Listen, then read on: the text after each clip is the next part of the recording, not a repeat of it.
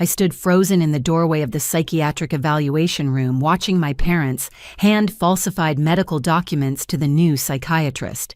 My mother's voice dripped with fake concern as she declared I'd been committed before for paranoid delusions.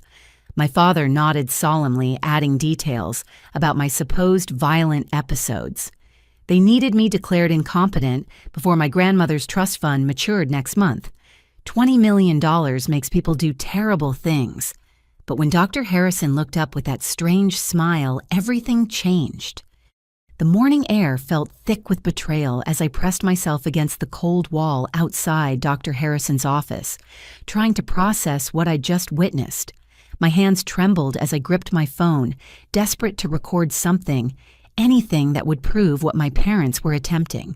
But the door had already closed, muffling their voices to indistinct murmurs. 3 weeks. That's all the time I had left before my 29th birthday, before Grandmother Eleanor's trust fund would finally release into my control. $20 million that she'd carefully protected, ensuring it would skip my parents' generation entirely and come directly to me.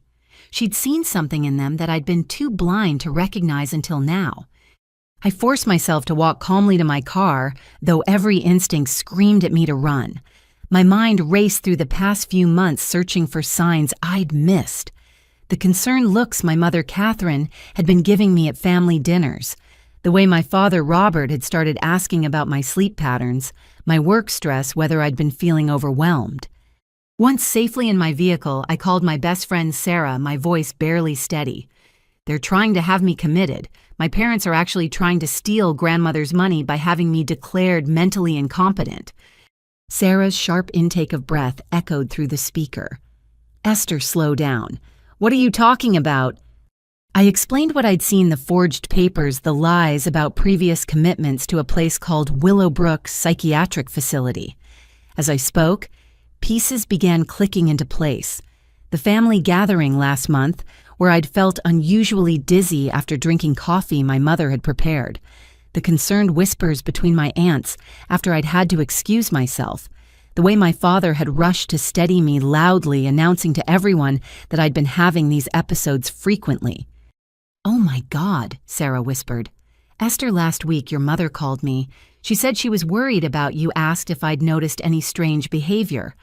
I told her you seemed fine, but she kept pressing, wanting to know if you'd said anything paranoid or suspicious." My blood ran cold. How long had they been laying this groundwork? How many people had they been planting seeds of doubt with? I drove home in a haze, my mind struggling to accept that my own parents could orchestrate something so calculated. But as I pulled into my apartment complex, I spotted something that made my stomach drop. My landlord, Mr. Peterson, was talking to a man in a suit near the entrance. The stranger was taking notes, occasionally glancing up at my window. Instead of parking in my usual spot, I continued past and parked 3 blocks away. I needed to think, to plan. If they were already this far into their scheme, I couldn't afford to walk blindly into whatever trap they'd set in my home. From my car, I called my lawyer, James Morrison, who'd helped me with some paperwork after grandmother's death. His secretary said he was in court but would return my call within the hour. An hour felt like an eternity when every minute counted. My phone buzzed with a text from my mother. "Sweetie, where are you? Dad and I are worried. Dr. Harrison said you seemed upset when you left. Please come to the house so we can talk." The casualness of her deception made bile rise in my throat. Dr. Harrison said I seemed upset I hadn't even entered his office. They were already creating a narrative where I'd had some kind of episode during the appointment. Another text followed. "Your father found some concerning items in your apartment when he stopped by to check on you. We need to discuss this as a family." My apartment. They were in my apartment right now, planting God knows what to support their case. The violation of it, the calculated cruelty, took my breath away. These weren't the parents who'd raised me, who'd attended every school play and cheered at every graduation. Or maybe they were, and I'd just never seen this side of them before. I thought about calling the police, but what would I say? That my parents were in my apartment, which they had a spare key to, that they were trying to have me committed based on papers I'd glimpsed for 30 seconds. Without proof, I'd sound exactly like the paranoid, delusional daughter they were painting me as. My lawyer finally called back and I gave him a rushed explanation. His silence grew heavier with each detail. Finally, he spoke, his voice grave. "Esther, if they've filed anything with the court, we need to act immediately. Can you come to my office? Is it safe? What if they're watching?" "Park in the garage on Maple Street. Enter through the coffee shop on the ground floor and take the internal elevator. I'll have my paralegal meet you." As I drove toward his office, one thought kept circling in my mind. They'd mentioned Willowbrook Psychiatric Facility, claimed I'd been a patient there, but I'd never even heard of the place before today. If they'd forged commitment papers from a real facility, there had to be a paper trail. Real or fake documents left evidence. My phone rang again. This time, it was my Aunt Patricia, my mother's sister. I almost didn't answer, but something made me swipe to accept. "Esther, honey, are you all right? Your mother just called me in tears saying you've been having delusions about them trying to hurt you. She said you've been off your medication." "What medication, Aunt Patricia? I'm not on any medication." Her pause spoke volumes. "She said you'd say that." "Oh, honey, please let them help you. Your grandmother's death has been hard on all of us, but—" I hung up. The web was wider than I'd imagined. How many family members had they convinced? How many people now believed I was spiraling into mental illness? At the lawyer's office, James Morrison's expression grew increasingly grim as he made calls and checked court databases. Within an hour, he'd confirmed my worst fears. A petition had been filed 2 days ago for emergency guardianship, citing my deteriorating mental state and danger to myself. The hearing was scheduled for the end of the week. "They've included affidavits from 3 doctors claiming to have treated you," he said, sliding papers across his desk. "Do you know any of these names?" I scanned the list, my heart sinking. Dr. Harrison was there, along with 2 others I'd never heard of, all claiming to have been treating me for months for various psychiatric conditions. I've never seen any of these doctors. I haven't even been to my regular physician since my annual checkup 8 months ago. James leaned back in his chair, his expression thoughtful. "The speed of this, the coordination, it suggests they've been planning for a while. But here's what doesn't make sense. These documents are sloppy. Any decent investigation would reveal the forgeries. It's almost like they're counting on you not having time to mount a proper defense." 3 weeks, I whispered. "The trust matures in 3 weeks. Then that's our timeline. Esther, I need you to listen carefully. Do not go home. Do not be alone with your parents. Document everything. If they forged medical records, that's a federal crime. But we need proof." As I left his office through the same circuitous route, my phone had 17 missed calls. Parents, aunts, uncles, cousins, family, friends. The story was spreading like wildfire, each person who believed it becoming another witness to my supposed instability. But there was one thing they hadn't counted on. Grandmother Eleanor had raised me to be stronger than they knew. She'd taught me that when someone shows you who they really are, believe them the first time. My parents had just shown me exactly who they were. And I was going to show them who I was, too. The hotel room felt like a sanctuary, even though its beige walls and generic furniture offered little comfort. I'd paid cash, registered under a false name, and disabled my phone's location services. If I was going to fight my parents' elaborate scheme, I needed a safe place to think and plan without their surveillance. Sleep had been impossible. Instead, I'd spent the night creating a timeline, mapping out every strange incident from the past 6 months. What emerged was a pattern so insidious that I'd missed it entirely while living through it. It started with small things. My mother's sudden interest in visiting my apartment, always arriving with homemade food and herbal teas, she insisted would help with stress. The dizzy spells that followed, which she'd attribute to overwork. My father's new habit of calling during important meetings, then expressing concern to my colleagues about my inability to maintain work-life balance. The coffee incident at last month's family dinner hadn't been isolated. I remembered now the Thanksgiving gathering where I'd become violently ill after eating my mother's special stuffing. She'd rushed me to the bathroom, held my hair back, all while loudly telling relatives about my recent struggles with anxiety and eating issues. The Christmas party where my words had slurred after one glass of wine, leading to whispered concerns about my drinking.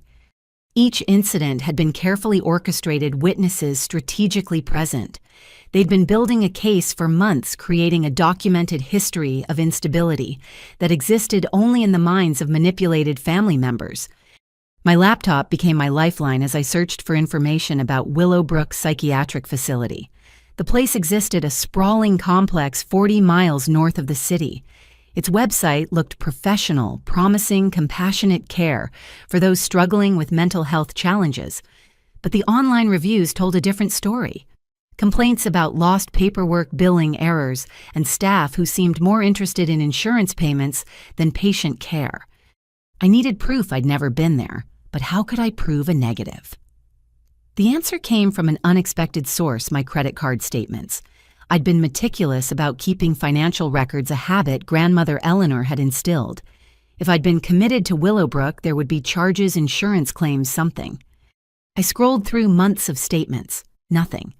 But then I noticed something else. Charges I hadn't made. Small amounts at pharmacies I'd never visited. When I logged into my health insurance portal, my blood went cold.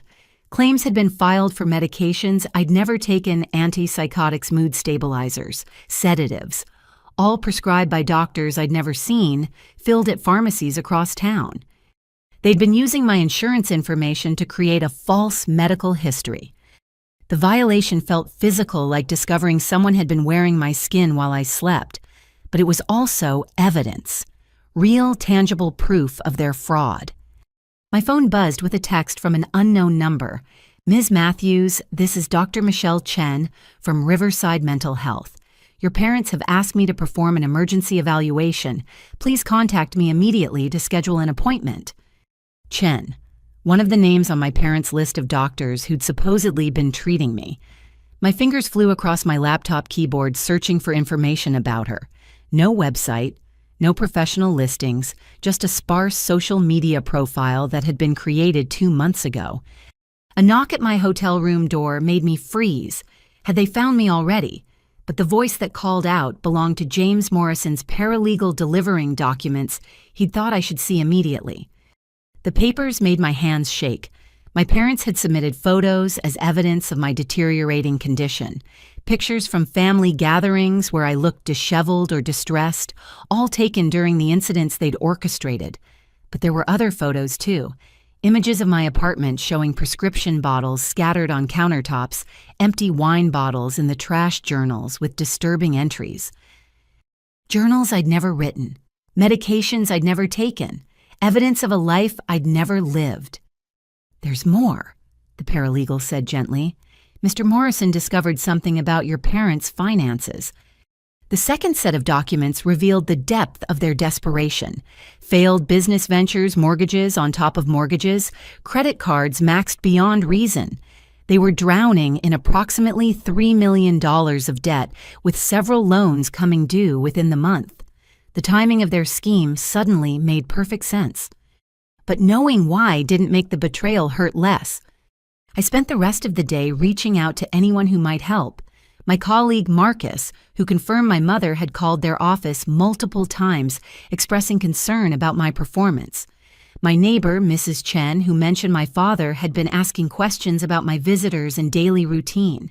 Even my yoga instructor revealed that my mother had approached her after class, wondering if I'd seemed unstable during sessions. The scope of their surveillance network was staggering. But in their thoroughness, they'd made a mistake. They'd left too many witnesses to their inquiries, too many people who could testify about their suspicious behavior. As evening approached, I knew I couldn't hide forever. I needed to go on the offensive, starting with Willowbrook. If they'd created false records, someone had helped them, someone who might be convinced to tell the truth. I drove to the facility as darkness fell, parking in the visitor lot, like any concerned family member might. The reception area smelled of industrial disinfectant and despair. The night receptionist, a young woman named Keisha, looked up from her computer with tired eyes. "I need to verify some information about my supposed stay here." I began carefully. My name is Esther Matthews. According to some documents, I was a patient here last year. Keisha's fingers hesitated over her keyboard. Something flickered in her expression, recognition, fear, or perhaps guilt. I'm sorry I can't release patient information without proper authorization, she said, but her voice wavered. Even to confirm I was never actually here? I leaned forward, lowering my voice. Please, my parents are trying to have me committed based on forged records from this facility. I just need someone to tell the truth. She glanced around the empty lobby, then typed rapidly. Her frown deepened as she scrolled through screens. This is weird. There's an entry for you, but it's flagged. Flagged. Administrative override. Someone manually entered these records 2 weeks ago, bypassing the normal system. That's not supposed to be possible without... She trailed off, her face paling. Without what? Without high-level administrative access, like director level or above. Before I could respond, heavy footsteps echoed from the corridor. A security guard rounded the corner, his hand already reaching for his radio. Keisha's expression had shifted to panic. You need to leave. Now, she whispered urgently. They told us someone might come asking about those records. There's a whole alert about you. They said you're dangerous, delusional. I backed toward the door as the security guard approached. Who told you this? Who's they? But Keisha had already turned away, suddenly absorbed in her computer screen. The security guard's hand moved to his pepper spray as he called out, Ma'am, I need you to stop right there. I didn't stop. I pushed through the doors and ran for my car, my heart pounding as I heard him calling for backup. They'd anticipated this move, had warned the staff I might appear. The net was tightening around me. But as I drove away, I realized they'd revealed something crucial. The records were flagged, entered recently with administrative override. That meant there was a digital trail evidence of the forgery that existed in the hospital's own systems. My phone rang as I merged onto the highway. Sarah's name on the screen was a relief until I heard her voice strained and careful. Esther, where are you? I'm worried about you. Something in her tone set off alarms. Sarah, are you alone? A pause. Your parents are here. They're really concerned. They just want to help you. The betrayal cut deep, but I kept my voice steady. How much did they offer you? What Esther nobody offered. How much, Sarah? What's the price for selling out your best friend? I heard my mother's voice in the background coaching Sarah on what to say. My best friend of 15 years had been bought or threatened into compliance. The isolation was complete. I hung up and pulled into a rest stop, needing a moment to process this fresh wound. But there was no time for grief. If Sarah had turned, who else had they compromised? Who could I trust? The answer came with brutal clarity: no one. I was alone in this fight. But as I sat in that empty parking lot, something hardened inside me. They'd taken everything they could: my family's trust, my best friend's loyalty, my sense of security. They'd violated my home, my medical privacy, my very identity. They'd created an elaborate fiction designed to erase me. I thought of grandmother Eleanor, of her strength and wisdom. She'd survived worse than this, had built her fortune from nothing while facing discrimination and doubt. She'd chosen me as her heir, not just out of love, but because she'd seen something in me worth investing in. Time to prove her right. I opened my laptop and began composing emails to every advocacy group, journalist, and watchdog organization I could find. If my parents wanted to make me famous as a mental patient, I'd become famous on my own terms, as a survivor, as a fighter, as the woman who exposed their crimes. They thought they'd covered every angle, anticipated every move, but they'd made one crucial error. They'd underestimated me. They'd confused my trust in them for weakness, my love for blindness. Now they'd learned that Eleanor Matthews' granddaughter was made of stronger stuff than they'd ever imagined. Dawn broke gray and unwelcoming as I sat in my car outside Willowbrook Psychiatric Facility, watching the day shift arrive. I'd spent the night researching, planning, and most importantly, recording. Every conversation, every piece of evidence was now backed up in 3 different cloud services. If I was going down, I was taking them with me. The employee entrance was bustling with activity around 7 in the morning. Nurses, orderlies, and administrative staff badged in, most looking as tired as I felt. I watched for someone who might be willing to talk, someone who looked kind or troubled by their conscience. That's when I spotted her, a middle-aged Latina woman in scrubs who paused at the entrance, her face creased with worry as she spoke intensely into her phone. When she hung up, she pressed her fingers to her temples. In a gesture, I recognized the weight of moral conflict. I intercepted her at her car during her morning break 3 hours later. "Excuse me, are you a nurse here?" She tensed immediately, keys clutched between her fingers. "Yes. What do you want?" "My name is Esther Matthews. Someone here created false records saying I was a patient. I think you might know something about it." Her face went through a series of expressions: recognition, fear, then something that looked like relief. She glanced around the empty parking lot before speaking. "I'm Maria Santos. I can't talk here." "Where?" "The diner on Route 12. 20 minutes. Come alone." She hurried away before I could respond. The diner was a classic roadside establishment, all chrome and cracked vinyl seats. Maria was already in a back booth when I arrived, coffee cooling in front of her. She'd changed out of her scrubs into civilian clothes, as if the uniform might somehow implicate her. "I knew someone would come eventually." She began without preamble. "What they're doing, it's wrong. But I have 3 kids, and jobs aren't easy to find with my record." "Your record?" "I was whistleblower 8 years ago at another facility, reported Medicare fraud. They made sure I couldn't work anywhere decent after that.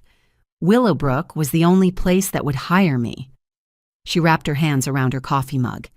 "I keep my head down now, but what they did with your records, it's eating at me."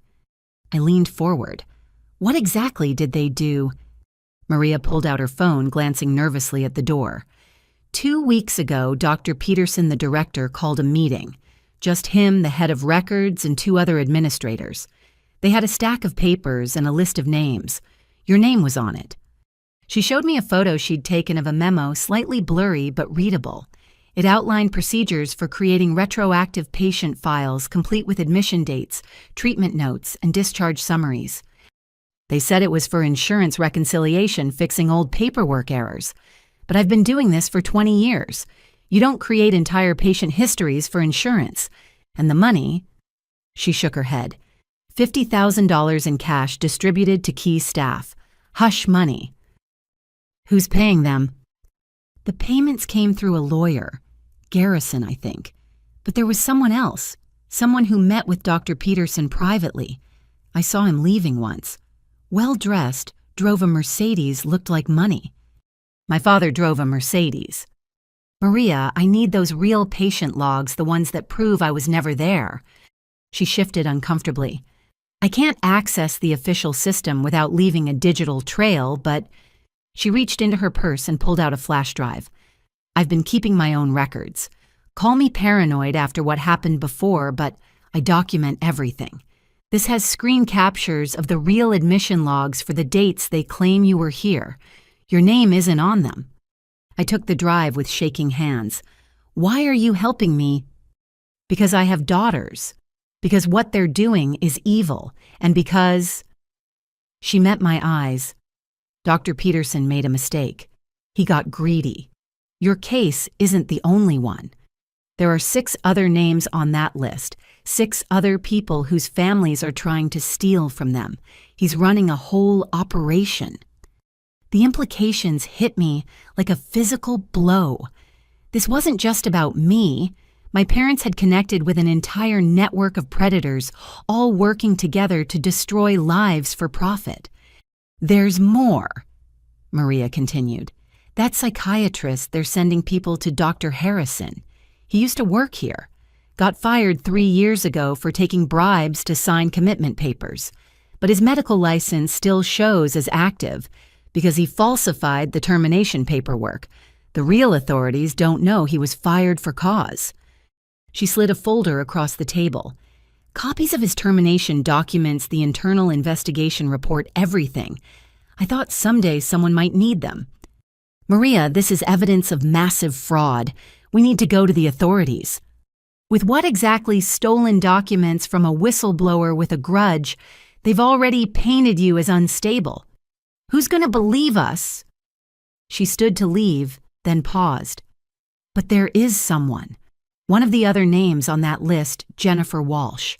Her brother is trying to have her committed too. She's been fighting back, hired some serious lawyers. Maybe together.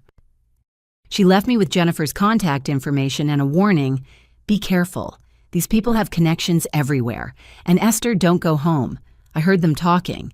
They're planning something for tomorrow. I spent the afternoon verifying Maria's information. The flash drive contained irrefutable proof, dated admission logs, staff schedules, patient room assignments. For every date my parents claimed I'd been at Willowbrook, the records showed other patients in those beds. The forgery was undeniable. Jennifer Walsh answered on the third ring, her voice cautious but strong. "Who is this?" "My name is Esther Matthews. I think we have something in common. Our families are both trying to have us committed using the same forged records from Willowbrook." The silence stretched so long I thought she'd hung up. Then, "Oh, thank God. I thought I was going crazy. Can we meet?" We arranged to meet at her lawyer's office within the hour. Jennifer was everything I wasn't tall-polished with the kind of presence that commanded attention. But her eyes held the same haunted look I'd seen in my hotel mirror that morning. "3 weeks ago, my brother filed for emergency guardianship," she explained. "Said I was bipolar, a danger to myself. Complete fabrication. But he has power of attorney for our father's company, and if I'm declared incompetent, my shares revert to him." Her lawyer, a sharp-eyed woman named Patricia Okonkwo, had already uncovered much of the Willowbrook connection. "We've identified at least 4 families using the same playbook. Forged records from Willowbrook evaluations by discredited psychiatrists, rushed guardianship hearings. It's coordinated." I shared Maria's evidence, watching Patricia's expression shift from interest to excitement to grim determination. "This is it," she said. "This is what we needed. With this evidence, we can prove conspiracy. But we need to move fast. Jennifer's hearing is in 3 days. When is yours?" "End of the week." "Then we file federal charges tomorrow. Forgery of medical records across state lines, conspiracy to commit fraud, identity theft. We make it too big to ignore." As we strategized, my phone buzzed with increasingly frantic messages from my parents. They'd escalated from concerned to demanding to threatening. The last voicemail from my father chilled me. "Esther, you're sick. You need help. If you don't come home by tonight, we'll have to take drastic measures. Don't make this harder than it needs to be." But I was done making things easy for them. I thought about calling them back, confronting them with everything I knew. But Patricia advised against it. "Let them think you're running scared. The more confident they get, the more mistakes they'll make." That evening, I checked into a different hotel under Jennifer's company account. She'd insisted, saying we needed to stick together now. As I lay in an unfamiliar bed, I thought about the morning I'd stood outside Dr. Harrison's office, frozen in shock at my parents' betrayal. So much had changed in just 48 hours. I'd gone from victim to investigator, from isolated to allied, from helpless to armed with evidence. But the biggest change was internal. The daughter who'd trusted blindly was gone. In her place stood someone harder, warier, but also stronger. My phone lit up with a message from an unknown number. My blood chilled as I read it. "You think you're clever, but you're just proving how sick you are. Paranoid delusions, conspiracy theories. Dr. Harrison is looking forward to evaluating you properly. Sweet dreams, darling. Love, Mom." They were tracking my moves, probably through the phone. I powered it off, removing the battery for good measure. Tomorrow I'd get a new one. Tomorrow we'd file charges that would destroy their plan. But tonight I sat in darkness and let myself feel the full weight of what I'd lost. Not money or security, but the illusion that my parents had ever truly loved me. That truth hurt worse than all their schemes combined. Still, Grandmother Eleanor hadn't raised me to wallow. She'd raised me to rise. And tomorrow the rising would begin. The federal building's marble steps seemed to stretch endlessly as Jennifer, Patricia, and I climbed toward what we hoped would be justice. But the system I was learning moved at its own pace, indifferent to our urgency. We'd been promised a meeting with the FBI's Financial Crimes Unit, but bureaucracy had other plans. "I'm sorry," the receptionist said, not looking sorry at all. "Agent Thompson has been called to an emergency. Can you come back next week?" Next week would be too late. My hearing was in 4 days, Jennifer's in 2. Patricia argued, threatened, even invoked names of higher-ups, but we were shuffled out with vague promises of returned calls. "We need another approach," Patricia muttered as we regrouped in a nearby coffee shop. "The evidence is solid, but if we can't get anyone to look at it—" "What about the media?" Jennifer suggested. "Financial fraud, family betrayal, conspiracy. It's the kind of story they love." I shook my head. My parents have already painted me as delusional. Any reporter would see a mental patient making wild accusations. We need someone with credibility to speak first. That's when my new phone purchased that morning with cash rang with an unknown number. I almost didn't answer, but something made me swipe accept. "Miss Matthews, this is Agent Marcus Fletcher with the FBI. I understand you've been trying to file a report about medical fraud." My heart leaped, then immediately grew suspicious. "How did you get this number? I just activated this phone 2 hours ago." A chuckle. "Maria Santos gave it to me. She said you might be cautious, and you should be. Can we meet, not at the federal building, somewhere public?" We arranged to meet at a busy shopping center, Patricia insisting on accompanying me. Agent Fletcher turned out to be younger than I'd expected, with keen eyes that missed nothing, and credentials that Patricia verified through 3 different sources. "I've been investigating Dr. Harrison for 6 months," he explained, sliding a thick folder across the table. "He's part of a larger network. Corrupt doctors, facility administrators, lawyers, all working together to facilitate guardianship fraud. Your parents stumbled into this network through their lawyer, Garrison." The folder contained surveillance photos, financial records, transcripts.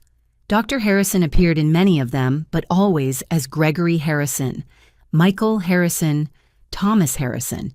Different first names, same man licenses in multiple states under various identities. "He lost his medical license in Nevada 5 years ago," Fletcher continued. "Moved to Arizona, got licensed under a different first name. Lost that one too. Now he's here, and we've been building a case. Your situation might be exactly what we need to take the whole network down." "But our hearings are this week. Can you stop them?" Fletcher's expression grew grim. "Officially, no. These things take time. Unofficially, I might be able to help, but you need to understand these people are dangerous. We've linked them to 3 deaths. Elderly people who died shortly after being committed and stripped of their assets." Jennifer gasped. "My father has a heart condition. If they get control and put him somewhere—" "Which is why we need to be smart," Fletcher said. "Here's what I propose.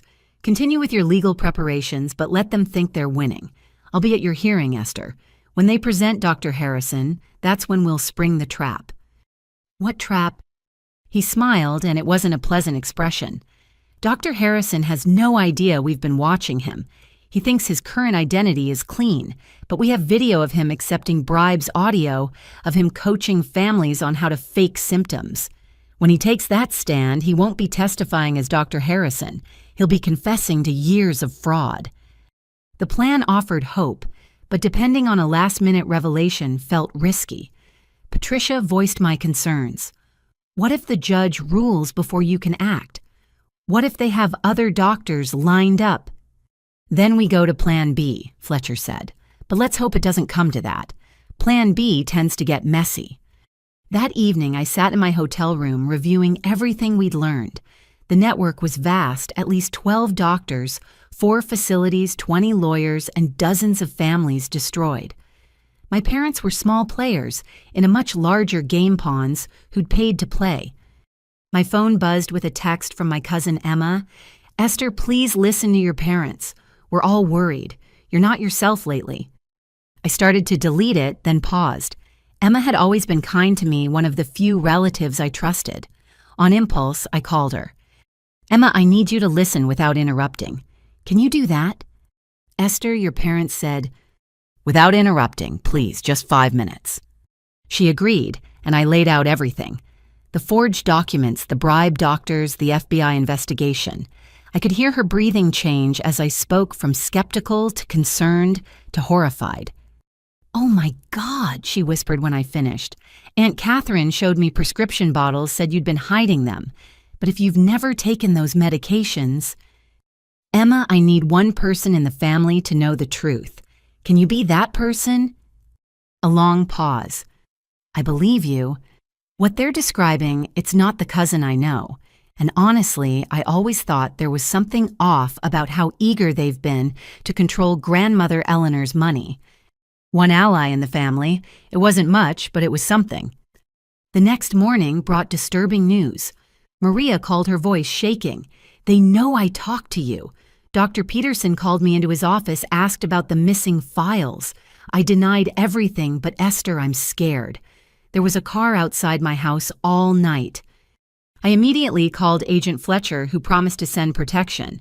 But the message was clear. The network knew we were fighting back. That afternoon, I made a dangerous decision. I needed to see Dr. Harrison for myself to understand who this man was, who sold his oath for money. His office was in an upscale medical building, all glass and false promises of healing. I wore a wig, sunglasses, clothes that changed my silhouette. I scheduled an appointment under a false name, claiming anxiety about an upcoming family situation. The receptionist barely looked up as she took my cash payment. Dr. Harrison's office was designed to intimidate dark wood, imposing desk diplomas that I now knew were forgeries. The man himself was unremarkable. Average height, soft features, the kind of person you'd forget minutes after meeting. Perhaps that was his advantage. "So, Miss," he glanced at his notes, "Smith, tell me about these anxiety issues." I spun a story about family pressure, inheritance disputes, feeling like everyone was against me. His eyes sharpened with each detail, and I could see him calculating, wondering if I might be another potential victim. "Family conflicts can be very stressful," he said smoothly. "Sometimes, when there's significant money involved, it might be better for everyone if a neutral party managed things. Have you considered voluntary commitment, just temporarily to show good faith?" There it was, the soft sell, the gentle push toward giving up my rights. I wanted to record him to capture this predatory behavior, but Fletcher had warned me against it. Too risky, too easy to detect. "I should think about it," I said, standing to leave. "You've given me a lot to consider." "Of course, but don't wait too long. These situations can escalate quickly. Sometimes families feel forced to take protective action." A threat wrapped in concern. I left feeling dirty, contaminated by his presence. This was the man my parents had chosen to destroy me, this soft-spoken predator who turned medical authority into a weapon. Back at the hotel, Jennifer was pacing her phone clutched in her hand. "My brother just offered me a deal. Drop the federal complaint, accept voluntary outpatient treatment, and he'll give me a small monthly allowance from my own trust fund." "You're not considering it?" "No, but the fact that he's negotiating means he's scared. They know we're not going down without a fight." That night, we strategized with Patricia until our eyes burned and our voices grew hoarse. We had evidence, we had federal interest, we had the truth. But would it be enough against a coordinated lie backed by medical authority? As I finally fell into bed, my phone lit up with one last message, this time from my father. "Your mother is heartbroken. You're destroying our family with these paranoid accusations. But we forgive you. We know it's the illness talking. Dr. Harrison says with proper treatment, you could be yourself again within a year. Please, sweetheart, let us help you." A year. They planned to keep me locked away for a year while they drained every penny of my inheritance. The calculation of it, the casual cruelty disguised as care, made me want to scream. Instead, I typed back a single word, "No." Then I blocked the number. I was done listening to their lies, done pretending there was any love left to salvage. They'd chosen money over their daughter. Now they'd learn that choices have consequences. 3 days until my hearing. 3 days to prepare for the fight of my life. But I wasn't the same woman who'd stumbled upon their deception in Dr. Harrison's waiting room. That woman had been shocked into paralysis. This one was forged in fury and ready for war. They wanted to paint me as crazy fine. I'd show them what a woman driven to the edge could accomplish when she had nothing left to lose, but everything to fight for. The morning of my hearing arrived with unseasonable rain, as if the weather itself reflected the storm about to unfold in that courthouse. I dressed carefully in the navy suit grandmother Eleanor had bought me for my college graduation, her voice echoing in my memory, "When you look your best, you fight your best." Patricia had drilled me for hours on courtroom procedure, but nothing could have prepared me for the moment I walked into that wood-paneled room and saw my parents seated at the petitioner's table. My mother wore her favorite pearl necklace, the one I'd given her for her 50th birthday. My father had his reading glasses perched on his nose, looking every inch the concerned parent. They didn't meet my eyes. The gallery was surprisingly full. Jennifer sat in the front row offering silent support. Agent Fletcher was nowhere to be seen, but he'd promised he'd be there. I had to trust that promise. Behind my parents sat various relatives, including Aunt Patricia, who kept dabbing at her eyes with a tissue. Only Emma met my gaze, offering the slightest nod of encouragement. "All rise for the Honorable Judge Margaret Chen," the bailiff announced. Judge Chen was a small woman with sharp eyes that seemed to take in everything at once. She reviewed the papers before her with methodical precision while the room held its breath. My parents' lawyer, Mr. Garrison, stood first. He was exactly what you'd expect from someone who facilitated fraud, expensive suit practice, smile, and eyes as cold as winter stone. "Your Honor, we're here today because Robert and Catherine Matthews are desperate to save their daughter's life. Esther Matthews has been spiraling into paranoid delusions for months, refusing treatment, making wild accusations against anyone who tries to help her. Her parents have exhausted every other option."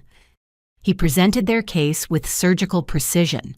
The forged medical records, the false testimonies from bribed relatives, the prescription bottles they'd planted. Each piece of evidence painted a picture of a woman in desperate need of intervention. If I hadn't known the truth, I might have believed it myself. "We have here sworn affidavits from 3 psychiatrists who have treated Miss Matthews." Garrison continued spreading papers across his table. Each independently concluded she suffers from severe paranoid personality disorder with delusional episodes. Her recent behavior, including hiding from her family and making accusations of conspiracy, only confirms their diagnoses. Patricia objected repeatedly, but Garrison had done his homework. Every document appeared legitimate on its surface. Every witness seemed credible. My mother even took the stand, tears streaming down her face, as she described finding me talking to invisible people, destroying family photos, threatening to hurt myself. Lies, all lies. But she sold them with the conviction of a mother's breaking heart. "I just want my daughter back," she sobbed. The real Esther, not this person consumed by paranoia and hatred. When Patricia finally got to cross-examine my mother's mask, never slipped. She had an answer for everything, each response perfectly crafted to reinforce my supposed instability. "Isn't it true you have significant debts?" Patricia pressed. "We've had some business setbacks," my mother admitted. "But that has nothing to do with Esther's condition. If anything, the stress of our financial situation probably contributed to her breakdown. We blame ourselves for not seeing the signs sooner." It was brilliant, really. Taking their motive and turning it into evidence of my fragility. I watched my father nod supportively, playing the role of devoted husband, standing by his family through crisis. Then Garrison called Dr. Harrison to the stand. He entered with the confidence of a man who'd done this dozens of times before. His credentials were presented, his experience lauded. He spoke about my case with clinical detachment, describing symptoms. I'd never exhibited sessions. We'd never had medications he'd never prescribed, but claimed I desperately needed. In my professional opinion, He stated, adjusting his glasses for effect, "Miss Matthews presents a clear danger to herself. Her delusions have intensified to the point where she believes her own parents are trying to harm her. Without immediate intervention, I fear she may act on these paranoid fantasies." I forced myself to remain calm to not react. Patricia had warned me that any emotional display would be used against me. But sitting there listening to this man methodically destroy my life, with lies tested every ounce of self-control I possessed. That's when I noticed movement in the back of the courtroom. Agent Fletcher had arrived, but he wasn't alone. 2 other agents flanked him, and they weren't watching me. Their attention was fixed entirely on Dr. Harrison. Patricia began her cross-examination carefully. "Dr. Harrison, can you tell the court where you received your medical degree?" "Johns Hopkins," he replied smoothly. "And your residency?" "Massachusetts General." "I see. And you're licensed to practice in this state?" "Of course, for over 10 years. Patricia nodded, then pulled out a folder. "Your Honor, I'd like to present evidence that calls into question Dr. Harrison's credentials and testimony." Garrison objected immediately, but Judge Chen overruled him. "I'll allow it." "Dr. Harrison, is it true you were terminated from Willowbrook Psychiatric Facility 3 years ago?" His composure cracked slightly. "I don't see how that's relevant to—" "Please answer the question." "There was a disagreement about administrative procedures. I chose to leave." "Isn't it true you were terminated for accepting bribes to falsify patient records?" The courtroom erupted.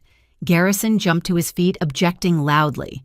My parents exchanged worried glances. Dr. Harrison's face had gone pale. "That's a malicious lie," he sputtered. "I've never—" That's when Agent Fletcher stood. "Your Honor, I'm Agent Marcus Fletcher with the FBI. We need to discuss Dr. Harrison's testimony." The judge's eyes widened. "Approach the bench, all counsel." The whispered conference that followed felt eternal. I could see Garrison gesturing frantically, while Patricia remained calm, occasionally pointing to documents. Agent Fletcher spoke quietly but authoritatively, showing his credentials and what looked like a federal warrant. Finally, Judge Chen banged her gavel. "We'll take a 30-minute recess. Dr. Harrison, you are not to leave this courtroom. Bailiff, please ensure he remains here." Dr. Harrison's confident facade crumbled entirely. He slumped in the witness chair, sweat beading on his forehead. My parents huddled with Garrison, their whispered conversation growing increasingly agitated. Jennifer squeezed my shoulder as we waited in the hallway. This is it. They didn't expect the FBI. But I couldn't celebrate yet. Too much could still go wrong. When court reconvened, Judge Chen's expression had hardened considerably. "I've reviewed the federal evidence regarding Dr. Harrison. It appears there are serious questions about his credentials and practices.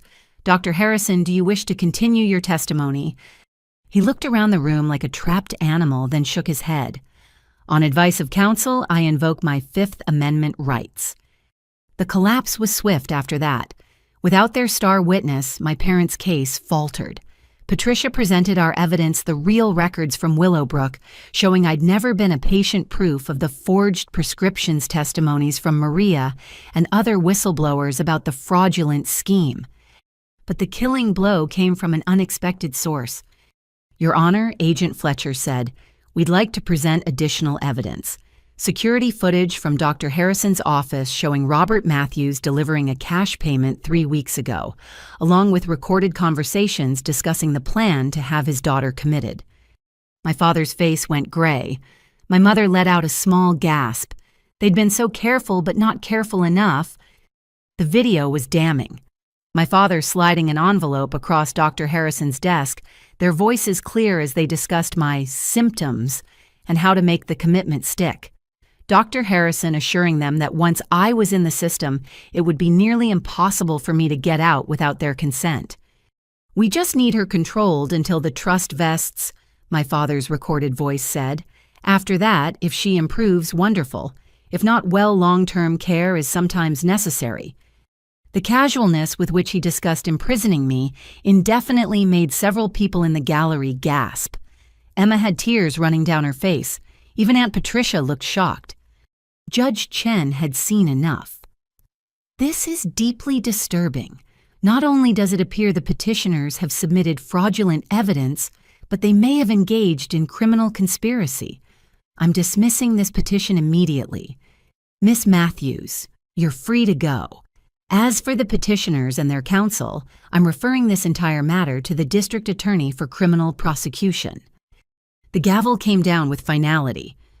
My parents tried to leave quickly, but FBI agents blocked their path. The arrest was quiet, professional, but the handcuffs caught the light as they were applied. My mother looked back at me once, and for a moment, I saw something that might have been regret, or maybe it was just disappointment that they'd failed. I stood there numb as the courtroom emptied. I'd won, but it didn't feel like victory. It felt like the end of everything I'd once believed about my family. Patricia hugged me tightly. You did it. You're safe. But I wasn't thinking about safety. I was thinking about Sunday dinners that would never happen again. Birthday cards I'd never receive the parents I'd lost long before this moment. They'd been gone the instant they'd decided my inheritance mattered more than their daughter. Agent Fletcher approached as we gathered our things. This was just the beginning. With Dr. Harrison's arrest, we can unravel the entire network. You've helped save a lot of people, Miss Matthews. Maybe that would feel meaningful later. Right now, all I felt was empty. As we left the courthouse, Emma caught up with us. Esther, I'm so sorry. I had no idea how deep this went. The whole family is in shock. The family that believed them, that testified against me. She flinched. Some of them really thought they were helping. Your parents were very convincing. I know, I said quietly. That's what makes it worse. The rain had stopped, leaving the air fresh and clean. Jennifer waited by the car, her own hearing scheduled for tomorrow. But with Dr. Harrison in custody and the conspiracy exposed, her brother's case would likely fall apart too. What now? Patricia asked as we stood on the courthouse steps. What now indeed? I was free. My inheritance, secure, my sanity, officially validated. But freedom felt strange when it came at the cost of everything else. Now, I said, thinking of grandmother Eleanor and the strength she'd passed down to me, we make sure this never happens to anyone else. It wasn't healing, not yet, but it was a purpose. And for now, that would have to be enough. The FBI field office buzzed with activity that felt surreal after the emotional chaos of the courtroom. Agent Fletcher led Jennifer and me through corridors lined with wanted posters and commendations into a conference room where the full scope of what we'd uncovered waited on display boards and evidence boxes. Welcome to Operation False Guardian, Fletcher said, gesturing to a wall covered with photos connecting strings and financial documents. You've helped us crack open something we've been tracking for 2 years. The web was staggering. At the center sat Dr. Harrison, or rather the 5 versions of him practicing under different names across 3 states. Radiating outward were connections to corrupt lawyers, facility administrators, and even 2 judges who'd rubber-stamped questionable guardianship orders. Your parents were actually small-time, Agent Roth, Fletcher's partner, explained. They paid $100,000 up front to access the network. Others have paid millions. The Harrison identity alone has generated over $8 million in bribes. I studied the board, trying to process the scale of suffering it represented. Each connection point was a life destroyed, a family torn apart by greed. One photo made me freeze an elderly woman with kind eyes labeled Margaret Matthews, deceased. That's Robert's aunt. Fletcher confirmed, watching my reaction. We exhumed her body last week. The toxicology report showed massive overdoses of psychotropic medications she never needed. My legs felt weak. Jennifer guided me to a chair while the agents continued their briefing. They'd been building this case carefully, but always missing the final pieces that would make it stick. Our evidence, our recordings, our willingness to testify had changed everything. The arrests started this morning, Roth said. Dr. Harrison was just the beginning. We've picked up 6 lawyers, 4 facility administrators, and 12 family members who participated in various schemes. Your parents' lawyer, Garrison. He flipped immediately, gave us everything in exchange for a reduced sentence. The interrogation videos they showed us were chilling. Garrison detailed the entire operation with business-like precision. For a flat fee plus percentage of assets stolen, they provided everything: forged documents, compliant doctors, even actors to play concerned friends if needed. They had templates for every scenario, scripts for every testimony. The beauty of it, Garrison said in the recording, was that once someone was in the system, they couldn't fight back. Who believes a mental patient claiming conspiracy? The more they protested, the crazier they seemed. But then Fletcher showed us something that made my blood boil in a different way. Financial records proving the network had connections beyond just families seeking guardianships. Insurance companies paying to have difficult claimants declared incompetent. Business partners eliminating competition. Even a case where a whistleblower was silenced through forced commitment. "This is organized crime," Jennifer breathed. "Medical fraud as a weapon." "Exactly. Which is why we need your help to take it all down." Fletcher pulled out thick folders. "We need you both to testify before a federal grand jury. Every detail, every document, every conversation. It'll be tough, but it's the only way to ensure these people never hurt anyone again." I thought about refusing. Part of me wanted to take my freedom and disappear to pretend none of this had happened. But then I remembered Maria risking everything to hand me that flash drive. The other 6 names on that list, Aunt Margaret dying alone in a facility her desperate letters ignored. "When do we start?" I asked. The preparation consumed the next 3 days. FBI agents debriefed us repeatedly, building airtight testimonies. We met with federal prosecutors who walked us through what to expect. The questions would be brutal, they warned. Defense attorneys would attack our credibility, dredge up any mistake we'd ever made. "They'll paint you as bitter daughters seeking revenge," the lead prosecutor, Ann Valdez, explained. "Your job is to stay calm and stick to the facts. Let the evidence speak." Between sessions, I dealt with the aftermath of my parents' arrest. Their assets were frozen, their house searched. Investigators found more evidence there, detailed notes about my habits, printouts from websites about mental illness symptoms, even practice videos of my mother rehearsing her tearful testimony. The family reaction split predictably. Some relatives faced with evidence expressed horror and apologized for doubting me.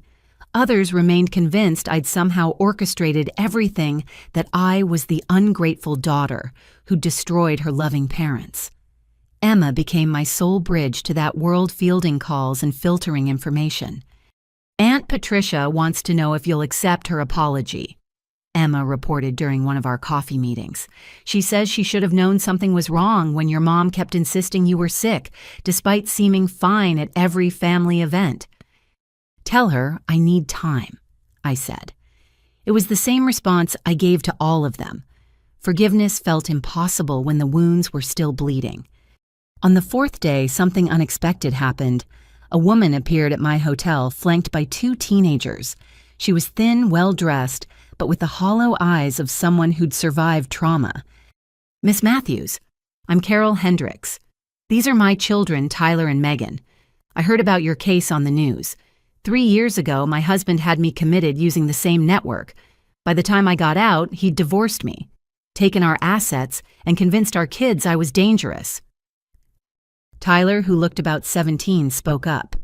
"We believed him. Mom would write these letters from the hospital, and Dad said it was her illness talking. We didn't visit, didn't question it. When she got out, we were scared of her." "What changed?" Jennifer asked gently. "Your case," Megan said. "When we saw the news about the conspiracy, Tyler and I started questioning everything. We confronted Dad, and he broke down, admitted it all. Said Mom was getting too independent, threatening to expose his affairs." Carol pulled out a thick folder. I kept everything. Every forged document, every lying doctor's note. I've been trying to get someone to listen for 2 years. The FBI says with your case breaking it open, they can finally pursue mine. We spent hours with the Hendricks family, comparing experiences, sharing evidence. Tyler and Megan's guilt was palpable, but Carol's grace in forgiving them gave me hope that maybe someday I could find that same capacity. The grand jury convened a week later in a federal courthouse that felt more like a fortress. Security was tight. The network had resources in reach. Fletcher's team escorted us through underground passages to avoid potential threats. Testifying felt like reliving the nightmare in excruciating detail. For 6 hours, I walked the jury through every moment, discovering the conspiracy-gathering evidence, watching my parents lie with practiced ease. I showed them documents, played recordings, explained the sophisticated cruelty of using love as a weapon. Jennifer's testimony revealed even darker corners. Her brother had connections to a judge who'd presided over dozens of suspicious guardianship cases, the same judge who'd been scheduled to hear my case if Judge Chen hadn't been available. The assignments weren't random, Jennifer explained. They had people everywhere ensuring sympathetic ears wherever possible. But it was Maria Santos who provided the most damaging testimony. Despite threats and attempted bribes, she appeared with boxes of evidence she'd been collecting for years. Patient files, financial records, recorded conversations of administrators discussing their special arrangement. "I watched them destroy lives for profit," she told the jury. Elderly people who died mysteriously after being committed. Young adults whose families wanted their trust funds. They'd joke about it in staff meetings, calling them golden geese. Each fraudulent commitment was worth at least $1 million in kickbacks. The final witness shocked everyone, Catherine Matthews, my mother appearing via video link from federal custody. She'd been offered a deal for cooperation and took it. Her testimony was devastating in its casualness. "Robert found Garrison through his golf club," she stated flatly. "Said lots of members had used his services for problem relatives. We toured Willowbrook, met Dr. Harrison. They made it sound so simple. Temporary commitment just until the trust matured. They said Esther would barely notice that the medications would keep her comfortable." "Did you believe your daughter was actually mentally ill?" the prosecutor asked. A pause. "No, but the debt collectors were threatening to take our house. Robert said it was just borrowing from family that we'd make it up to her later. Just borrowing. As if my freedom, my sanity, my trust were things that could be returned with interest." The grand jury took only 3 hours to return indictments. 67 people charged with various counts of conspiracy fraud, false imprisonment, and in 3 cases, murder. The network that had operated for 7 years was finally in the light. That evening, Fletcher took Jennifer and me to a small celebration at a nearby restaurant. Other survivors had gathered. Carol Hendricks, a young man whose wife's family had tried to steal his tech company, an elderly woman who'd escaped commitment by fleeing the state. "You did this," Fletcher said, raising his glass. "Your courage broke it open." But I was thinking about all the ones who hadn't survived, who were still trapped in institutions or silenced forever. The victory felt hollow compared to the scope of loss. My phone buzzed with a text from Emma. "Grandma Eleanor's lawyer wants to meet with you. Says there's something else about the estate you need to know." Another surprise in a week full of them. But whatever it was could wait. Tonight was for the survivors for bearing witness to each other's pain and resilience. Tomorrow would bring new challenges, but we'd face them together. The network was broken, but the healing had just begun. The meeting with grandmother Eleanor's lawyer took place in his office overlooking the harbor, the same place where she'd signed her will 3 years before her death. Harold Whitman was old school with silver hair and kind eyes that had seen too much of families torn apart by money. "Esther, what I'm about to show you might be disturbing." He began pulling out a sealed envelope. "Eleanor left instructions that this should only be opened if certain circumstances arose. Your parents' arrest triggered those circumstances." Inside was a letter in my grandmother's distinctive handwriting dated 6 months before she died. "My dearest Esther, if you're reading this, then my worst fears have come true. By now you know what Catherine and Robert are capable of. What you don't know is that they've done this before." My hands trembled as I continued reading. She detailed suspicious circumstances around Aunt Margaret's commitment and death. Private investigators' reports she'd commissioned her growing certainty that her daughter and son-in-law were dangerous. I wanted to warn you directly. The letter continued. But my lawyers advised that without proof it might push them to act sooner, so I took precautions. Harold has evidence I gathered. I'm sorry I couldn't protect you completely, but I made sure you'd have the tools to fight back. Harold handed me a safety deposit box key. She hired private investigators for 2 years. Everything they found is in there. She also recorded several conversations with your parents where they discussed their debts and made veiled references to Margaret's estate. The bank vault felt like a tomb as I opened box after box of evidence my grandmother had compiled. Photos of my parents meeting with suspicious individuals, financial records showing large cash deposits after Margaret's death. Most damning, a recording from a family dinner where my father, drunk, had bragged about how easy it had been to have his difficult aunt put away. But there was more. Eleanor had also investigated the facilities where Margaret died, finding patterns of suspicious deaths among wealthy patients. She'd traced connections that the FBI was only now discovering. My 80-year-old grandmother had been conducting her own investigation from her garden club meetings and charity luncheons. She knew, I whispered to Jennifer, who'd accompanied me. She knew everything and still couldn't stop them. But she made sure you could, Jennifer pointed out. Among the evidence was something that broke my heart, letters from Margaret that Eleanor had somehow obtained. Not the ones sent to family, but secret ones she'd managed to smuggle to a friend on the outside. They're killing me slowly, one letter read. The medications make my heart race. My hands shake. I beg the doctor to reduce them, but he just increases the dose. Robert visits weekly, always asking about my will, whether I want to make any changes. I'm terrified to sleep because I might not wake up. Another letter dated just days before her death. If something happens to me, please make sure Eleanor knows it wasn't natural. Robert brought papers yesterday, wanted me to sign over power of attorney. When I refused, he said I was being selfish, that family takes care of family. The nurse who was kind to me has been transferred. I'm alone now. I had to leave the vault, stumbling outside where I could breathe. The weight of it, the premeditation, the fact that my grandmother had known and tried to protect me, even from beyond the grave, it was overwhelming. Agent Fletcher met us that afternoon, his expression growing darker as he reviewed Eleanor's evidence. This is extensive. Your grandmother did our job for us. With this, we can charge your parents with murder. The word hit like a physical blow. My parents weren't just thieves or fraudsters. They were killers.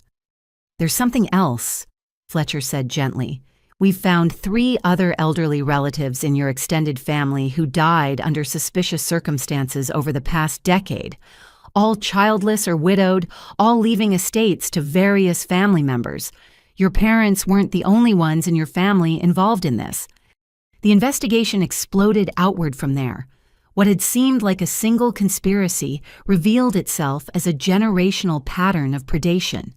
Cousins, uncles, even a family friend who'd been welcomed at every holiday dinner, all connected to suspicious deaths and fraudulent commitments. Emma was devastated when her own father was arrested. I grew up thinking we were a close family, she said through tears, but we were just a network of criminals pretending at love. The media descended like vultures, dubbing it the family fraud murders. Every detail of our lives became public consumption. Childhood photos were dissected for signs of sociopathy. Home videos were analyzed by body language experts. The Matthews family became synonymous with greed and betrayal. But among the circus came unexpected allies. Margaret's nurse, the one who'd been transferred, reached out through Fletcher. Nancy Petrin was retired now, but had never forgotten Margaret's fear. I tried to report it, she told us over coffee, her weathered hands wrapped around her cup. But Dr. Peterson, the one running Willowbrook, now he was assistant director then, he made sure my concerns were buried, called me hysterical, threatened my license. I kept copies of everything, though, hoping someday someone would listen. Her records confirmed Margaret had been systematically overdosed with medications that damaged her heart. The pattern was clear: start with normal doses, gradually increase, dismiss any complaints as delusion. Within months, the patient would be dead from natural causes. We sat with Nancy for hours as she detailed other patients who died the same way. All wealthy, all with family members who visited regularly to check on inheritance arrangements. She'd tried to compile evidence but faced threats and eventual termination. "I became a hospice nurse after that," she said quietly. "Figured at least there I could help people die with dignity instead of watching them be murdered." The prosecutor, Ann Valdez, used Nancy's testimony to expand the charges. What had started as fraud and conspiracy became multiple counts of murder. The death penalty was now on the table for the worst offenders. My parents' reaction to the upgraded charges revealed their true nature completely. Catherine tried to blame everything on Robert, claiming she'd been coerced and abused. Robert insisted Catherine had masterminded it all, that he'd just gone along to save their marriage. Their mutual destruction was swift and vicious. But it was a video deposition that provided the most chilling insight. Garrison, their lawyer, revealed conversations where my parents had discussed my fate if the guardianship succeeded. "They talked about keeping her sedated for at least 2 years, he stated. "Long enough to liquidate everything set up offshore accounts. After that, they discussed options. Catherine favored keeping her institutionalized indefinitely. Robert thought it might be cleaner if she had an accident during treatment. They were still debating when you caught them.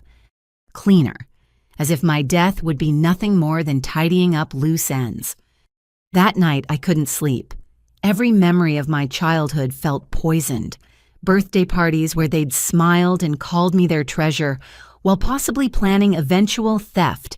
Bedtime stories about love and family from people capable of murder. How do you reconcile the parents who taught you to ride a bike with the ones who discussed your disposal like garbage? Jennifer found me on the hotel balcony at 3 a.m. Can't sleep either. I keep thinking about Margaret. She died alone and terrified while they smiled at her funeral and counted their profits. How many others? How many families are built on bones? She didn't have answers because there weren't any. We stood together in silence, 2 women whose families had chosen money over blood, finding comfort in shared survival. The next morning brought a surprise. Margaret's friend, the one who'd received the smuggled letters, had kept something else. A video message Margaret had recorded on a smuggled phone days before her death. She'd sent it to her friend with instructions to give it to Eleanor if anything happened. Watching Margaret's face gaunt and trembling, but with eyes still sharp with intelligence, was like seeing a ghost, but her words were clear. "Eleanor, by the time you see this, Robert will have killed me. I'm not crazy despite what they're telling everyone. I'm being murdered for money and I need someone to know the truth. He's not the boy you raised. Something in him is broken evil. Please protect Esther. They'll come for her too when the money runs out. They'll come for anyone who has what they want." The video ended with Margaret looking directly at the camera. "Tell Esther I'm sorry I won't see the woman she becomes. But if she's anything like you, Eleanor, she'll be magnificent." Through my tears, I felt something shift. Margaret and Eleanor had both seen the danger and done everything they could to protect me. They'd gathered evidence, left warnings, created safeguards. Their love had outlasted their lives, reaching past death to shield me from the family they'd seen clearly. The investigation would continue for months. More victims would be found, more families exposed. The network my parents had joined would collapse entirely, its architects facing justice at last. But for me, that moment watching Margaret's video was the turning point. I wasn't just fighting for myself anymore. I was fighting for her, for Eleanor, for Nancy, who'd tried to help, for every victim whose voice had been silenced by greed. They'd wanted to erase us, to turn us into nothing but bank accounts to plunder. Instead, we'd become an army of truth, each testimony another brick in the prison they'd built for themselves. Margaret was right. We were magnificent in our survival, in our refusal to disappear quietly. And we were just getting started. The arrests happened simultaneously across 3 states at exactly 6 a.m. I watched from my hotel room as news helicopters captured footage of FBI agents leading my extended family members from their homes in handcuffs. Uncle William in his monogrammed bathrobe, Cousin Dennis still in his golf clothes from an early morning game, Aunt Patricia, weeping as her neighbors gathered to stare. But it was the footage from the airport that made headlines worldwide. My parents caught trying to flee to a non-extradition country with fake passports and $2 million in cash hidden in their luggage. The money investigators later confirmed had been borrowed from dangerous people against my expected inheritance. Catherine's mugshot became iconic. Her perfect makeup smeared her expression caught between rage and disbelief. Robert looked smaller somehow, his usual confidence stripped away to reveal the desperate con man beneath. They were held without bail, flight risk, and danger to the community cited as reasons. The investigation's scope continued expanding. Fletcher's team discovered my parents had formed an actual company, Family Asset Protection LLC, ostensibly for financial planning, but actually a front for their inheritance theft operations. They'd kept meticulous records, apparently planning to franchise their methods to other desperate families. Your mother was the detail person, Fletcher explained, showing me spreadsheets that made my stomach turn. She tracked everything: which medications worked fastest, which doctors were most easily bribed, which facilities had the loosest oversight. She was building a playbook. Each tab in the spreadsheet represented a life destroyed. Elderly aunts, troubled cousins, anyone with assets and vulnerability. Some marked complete with dollar amounts. Others marked in progress with projected dates. My name was there marked primary target, 20-manner potential. But Catherine had made one crucial error. She'd backed everything up to a cloud service using her real email. When Garrison flipped, he provided passwords.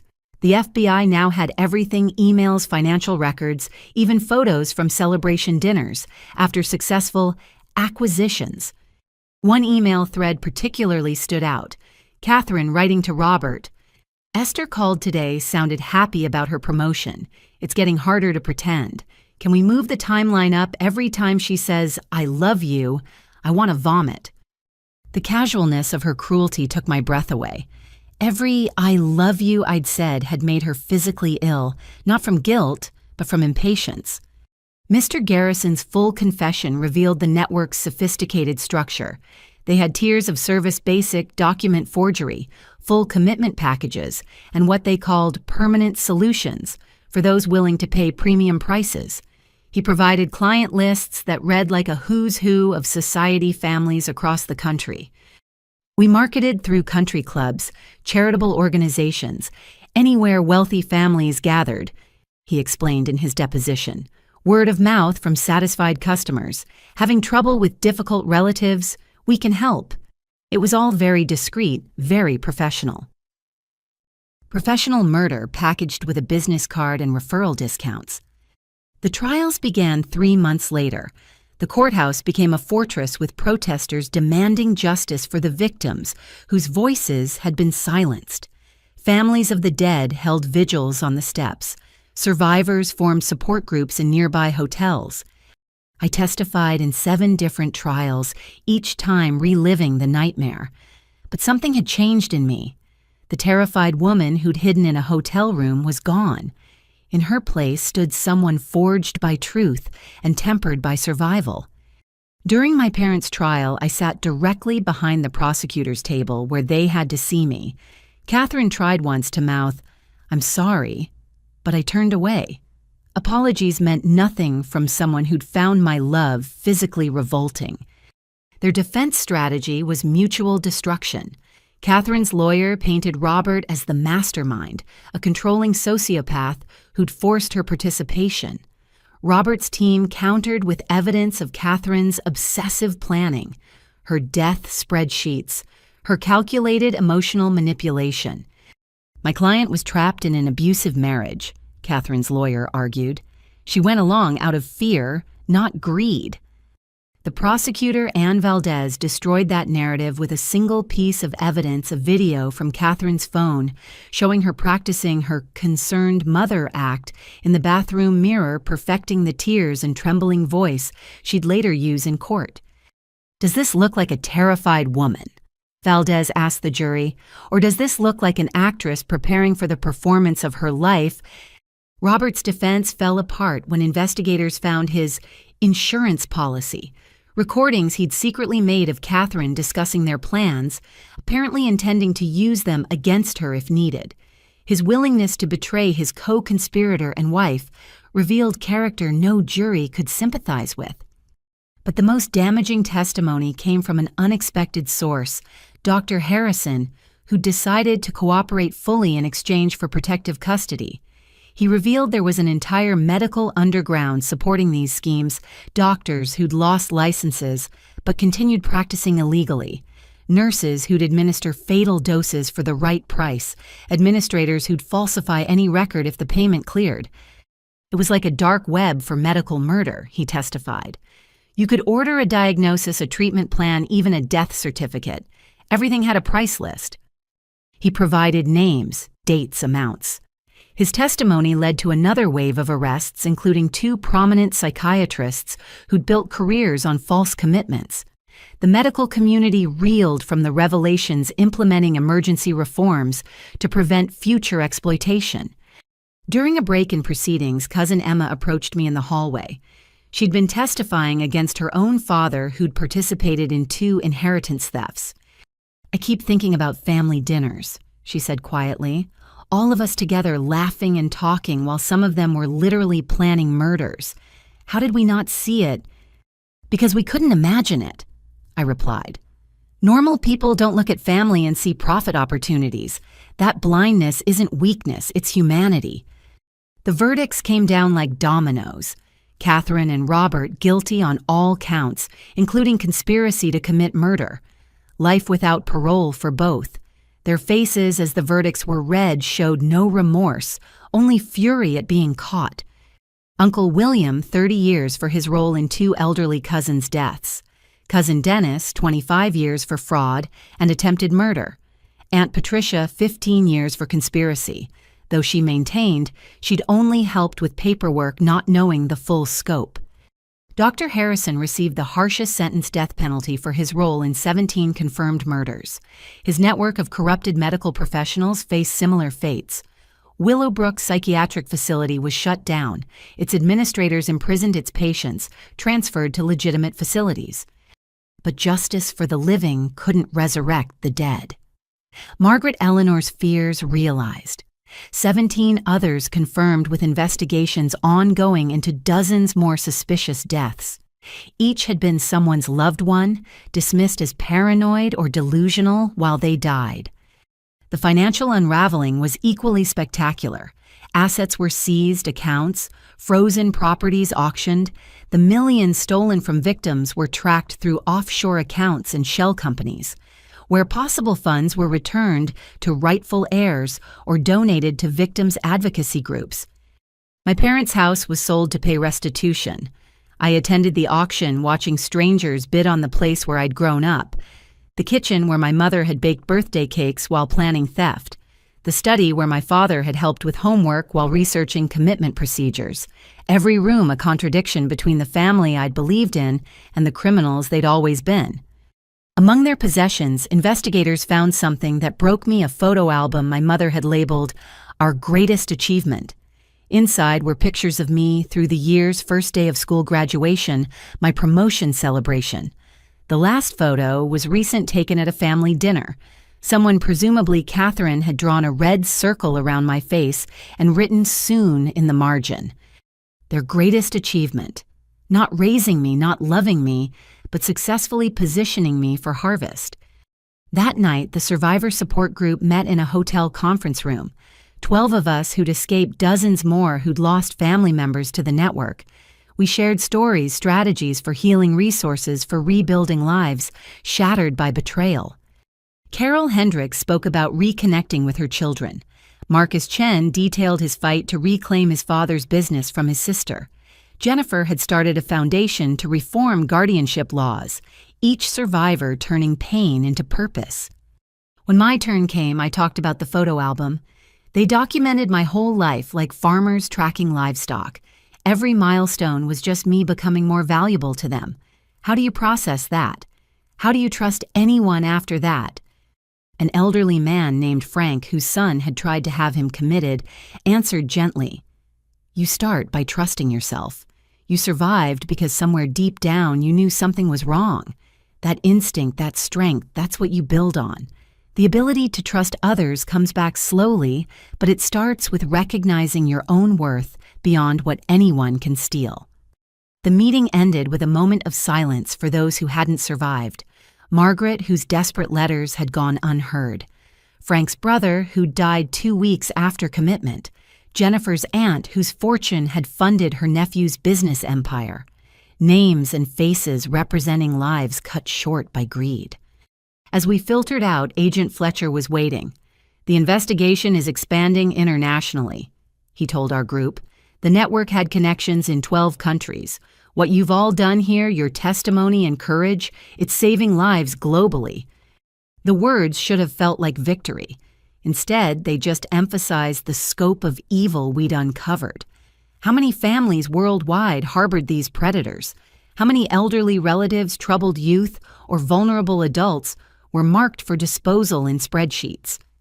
But we'd proven something important: the predators weren't invincible.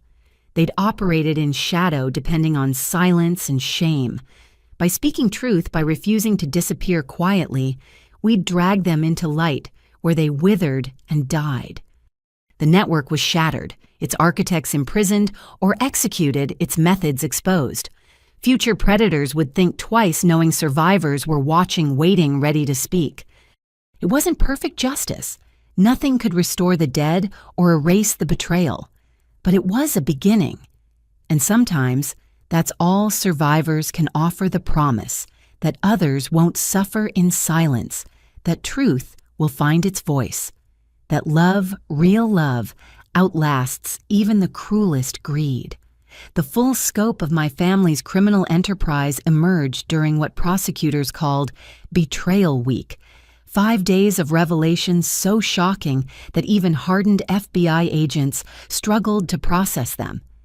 Each family member who flipped to save themselves revealed new layers of orchestrated evil spanning decades. In a sterile interrogation room, Catherine broke completely when confronted with evidence of her teenage diary discovered in a storage unit. Entries from age 16 detailed her resentment of Eleanor's success and early fantasies about inheriting money. One passage written after Eleanor refused to buy her a luxury car chillingly read, "Mother thinks she'll live forever with her precious money, but everyone dies eventually. And when she does, I'll make sure it all comes to me." "She started planning before I was even born," I told Jennifer as we reviewed the evidence. "My entire existence was just part of a longer con." But Catherine's confessions revealed something worse. The gambling debts that supposedly drove them to desperation, largely fabricated. They had debts, yes, but manageable ones. The $3 million they owed to casino owner Vincent Torino was real, but it wasn't desperation that motivated them. It was greed multiplied by opportunity. "We could have survived without Esther's money," Catherine admitted in her recorded confession. "But why should we just survive when we could thrive?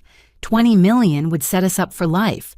Robert had plans, investments, properties, a yacht. We deserved it after raising her." Deserved it, as if 2 decades of parenting were an invoice to be paid with my freedom. Robert's interrogation provided different horrors. He detailed a secret gambling ring among wealthy families where they'd bet on whose inheritance scheme would succeed first. Points were awarded for speed, complexity, and amount stolen. My case was considered a grand slam. Young victim, massive inheritance, perfect timing. It was like fantasy football, but for fraud. Agent Roth explained disgust evident in his voice. They had a private website team rankings, even a trophy for the annual winner. The trophy, when recovered, was engraved with names I recognized from country club rosters and charity galas, pillars of the community who'd turned human misery into sport. But the revelation that shattered my last illusions came from an unlikely source, my parents' marriage counselor, Dr. Patricia Vance, who'd been subpoenaed after investigators found her name in appointment records. They came to me 15 years ago. She testified clearly uncomfortable, not for marriage issues, but for what they called alignment sessions. They wanted to ensure they stayed coordinated in their long-term goals.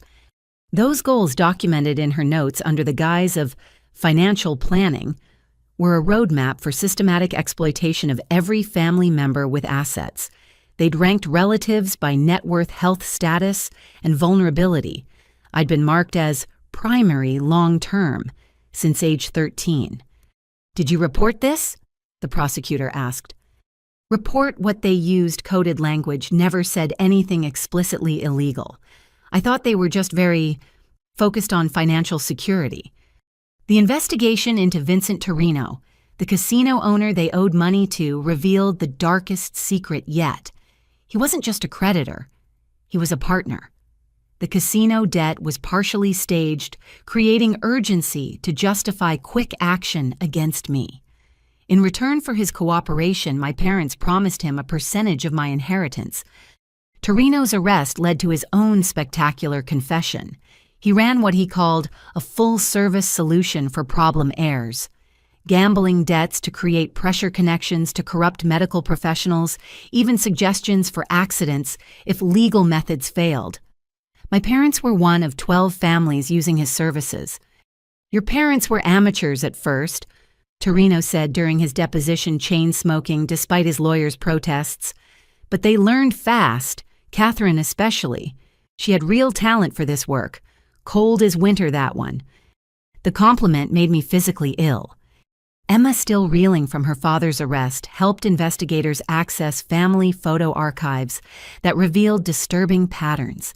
Pictures from family gatherings showed my parents consistently positioned near elderly relatives who later died mysteriously. In group photos, they often stood behind their future victims, hands on shoulders in gestures that now seemed possessive rather than affectionate. One photo particularly haunted me: Aunt Margaret's 70th birthday, 6 months before her commitment. My parents flanked her, smiling broadly while she looked small and fragile between them. Robert's hand rested on her shoulder, but examining closely, you could see his fingers digging in slightly, a grip rather than a touch. Catherine held Margaret's arm in what appeared affectionate support, but now looked like restraint. "They were already holding her prisoner," Emma said quietly. "We just couldn't see it."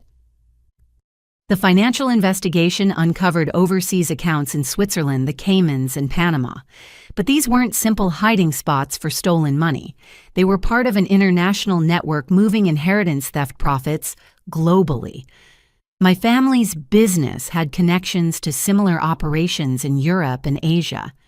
One account, labeled Futures, contained detailed plans for expansion. They'd intended to franchise their methods, selling packages to desperate families worldwide.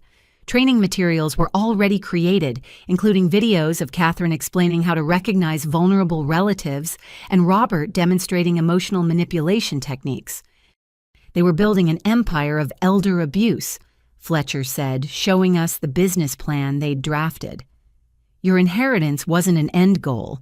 It was startup capital for something much worse. Among the evidence was a recorded phone call between my parents from a week before my grandmother's death. They discussed their disappointment that Eleanor remained sharp and healthy, debating whether to accelerate the timeline. The call ended with Robert saying, "Well, if she won't go naturally, maybe she needs help. We've waited long enough." Eleanor had died of a heart attack 3 days later. The investigation immediately expanded to include her death exhumation orders, filed within hours. But perhaps the most chilling discovery came from my childhood bedroom, which investigators had thoroughly searched. Hidden inside my old teddy bear, they found a recording device. My parents had been recording me since high school gathering material for future use. Conversations with friends about stress breakups that left me crying any moment of vulnerability. all preserved for potential evidence of instability. They turned your entire life into surveillance footage, Jennifer said as we reviewed the list of recordings. Every moment of pain was just ammunition to them. The bear had been a gift for my 13th birthday. I remembered Catherine insisting I keep it on my bed, even as I outgrew stuffed animals, saying it was sentimental to her. Now I knew why.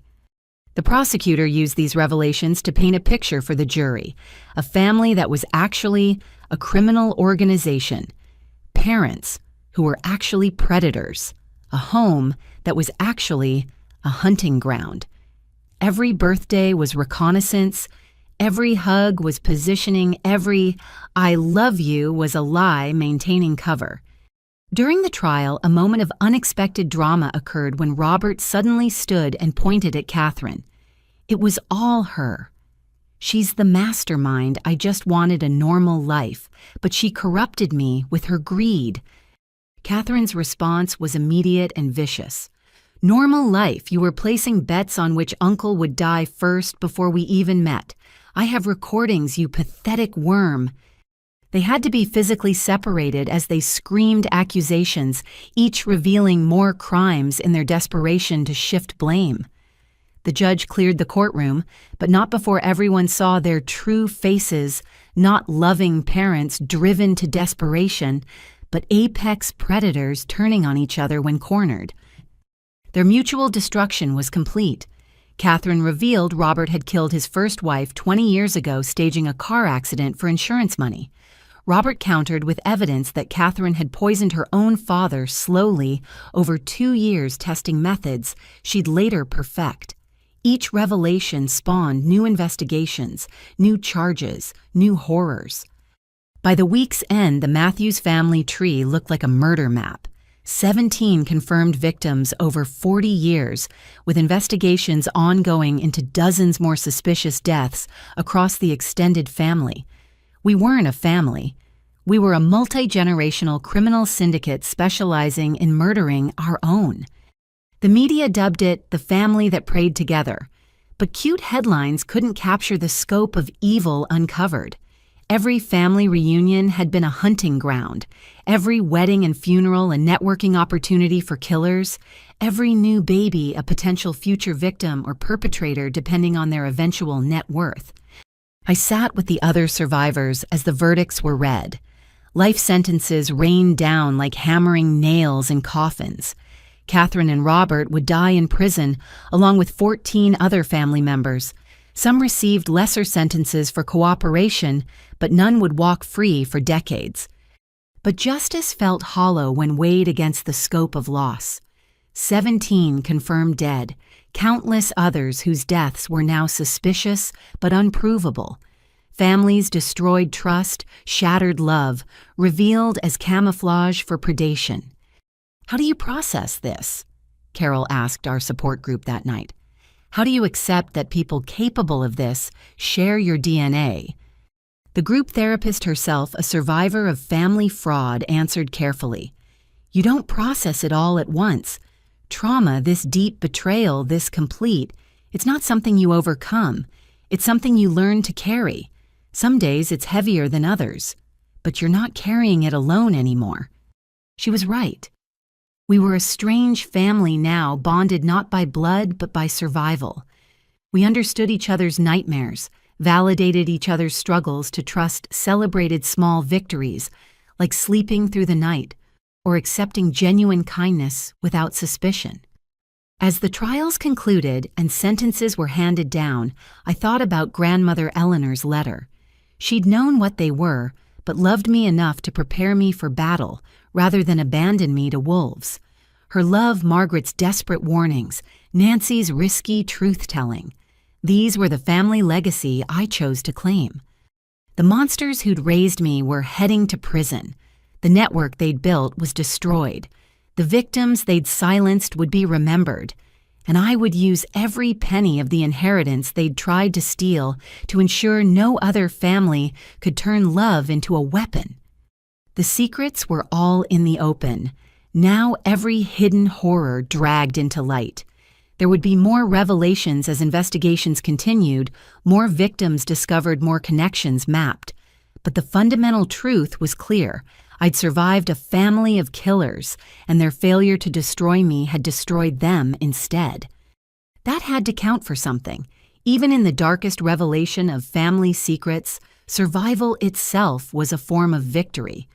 The story of our survival spread across news networks like wildfire, each outlet adding their own sensational spin. The inheritance murders. Family predators exposed. When blood turns bad. Headlines that reduced our trauma to clickbait. But among the noise came voices that mattered, other survivors reaching out desperate to be heard. My new apartment, secured under an alias for safety, became an unofficial headquarters for what would become the National Alliance for Guardianship Abuse Survivors. The acronym NAGAS wasn't elegant, but Jennifer pointed out it meant serpent in Sanskrit, appropriate for those who'd survived being devoured by family snakes. The first meeting drew 12 people to my living room. By the third week, we'd outgrown the space and rented a community center. By month 2, we had chapters forming in 6 states. The need was staggering, the silence around family-perpetrated fraud finally breaking. Marcus Chen became our unofficial technical director. His wife's family had tried to steal his software company by claiming his depression made him unfit to run it. He'd fought back through technology, documenting everything, creating digital trails they couldn't erase. Now he built our website, encrypted communication systems, and databases tracking guardianship abuse patterns nationwide. My therapist says I'm channeling trauma into purpose, he explained while setting up our first video conference system. But honestly, I just want to make sure nobody else has to prove their sanity while their family robs them blind. Carol Hendricks took charge of family reconciliation support. Her journey with her children, Tyler and Megan, from estrangement to healing, became our template for those trying to rebuild relationships after fraud tore families apart. Not everyone could reconcile. Some wounds cut too deep. But for those who wanted to try, Carol offered roadmaps through the minefield of mistrust. The hardest part, she told our group during an evening session, is accepting that the person who hurt you and the person seeking forgiveness are the same. Tyler and Megan believed their father's lies chose his version of reality over mine. But they were victims too manipulated by someone they trusted. Healing means holding both truths. Our meetings followed a structure born from necessity. First, new members shared their stories without interruption. The similarities were haunting gaslighting, isolation, forged documents, complicit professionals. But each story had unique cruelties, personalized betrayals that revealed how intimately predators knew their victims. Sandra Williams, 72, had been committed by her son when she refused to sell her brownstone. He documented her grief after her husband's death as psychosis, her tears as instability. She'd spent 6 months drugged in a facility before a sympathetic janitor helped her contact a lawyer. The drugs made everything fuzzy. She said, her dignity intact despite trembling hands. But I never forgot who I was. Every day I'd repeat my name, my address, my social security number. They could steal my freedom, but not my identity. James Ortiz discovered his brothers had been planning his commitment since he came out as gay. They'd collected evidence of his lifestyle, photos from pride parades, dating app profiles, to paint him as sexually deviant and mentally unstable. His inheritance from their grandfather was the real target, but homophobia provided convenient cover. They used my truth against me, he said, wearing his pride pin defiantly. Every moment of joy, every authentic expression became evidence of sickness in their files. But I'm here, I'm queer, and I got their asses sent to prison. So who's unstable now? Week after week, stories poured out. Daughters betrayed by mothers, husbands by wives, siblings destroying siblings. The trust that made families function became the weapon turned against us. But in sharing, we found patterns. Warning signs emerged, protective strategies developed, survival tactics documented. Our legal advisor, Patricia Okonkwo, who'd first helped Jennifer, created template documents, how to file complaints, request investigations, protect assets preemptively. She ran workshops on recognizing early warning signs, documenting suspicious behavior, creating legal safeguards before crisis hit. The law assumes families act in good faith, she explained during one session. That assumption is what predators exploit. We need to change laws, but until then, we arm ourselves with knowledge. The knowledge was practical and painful. Never give family members medical power of attorney without strict limitations. Document everything, even casual conversations about money or health. Keep copies of documents in multiple secure locations. Trust, but verify, especially when significant assets are involved. But beyond practical advice, we offered something invaluable: belief. Every new member arrived expecting skepticism, having been dismissed as paranoid by authorities, friends, even therapists. In our rooms, no story was too outlandish because we'd lived through the impossible ourselves. One evening, a young woman named Amy Chen, no relation to Marcus, appeared at our door, shaking and clutching printed emails.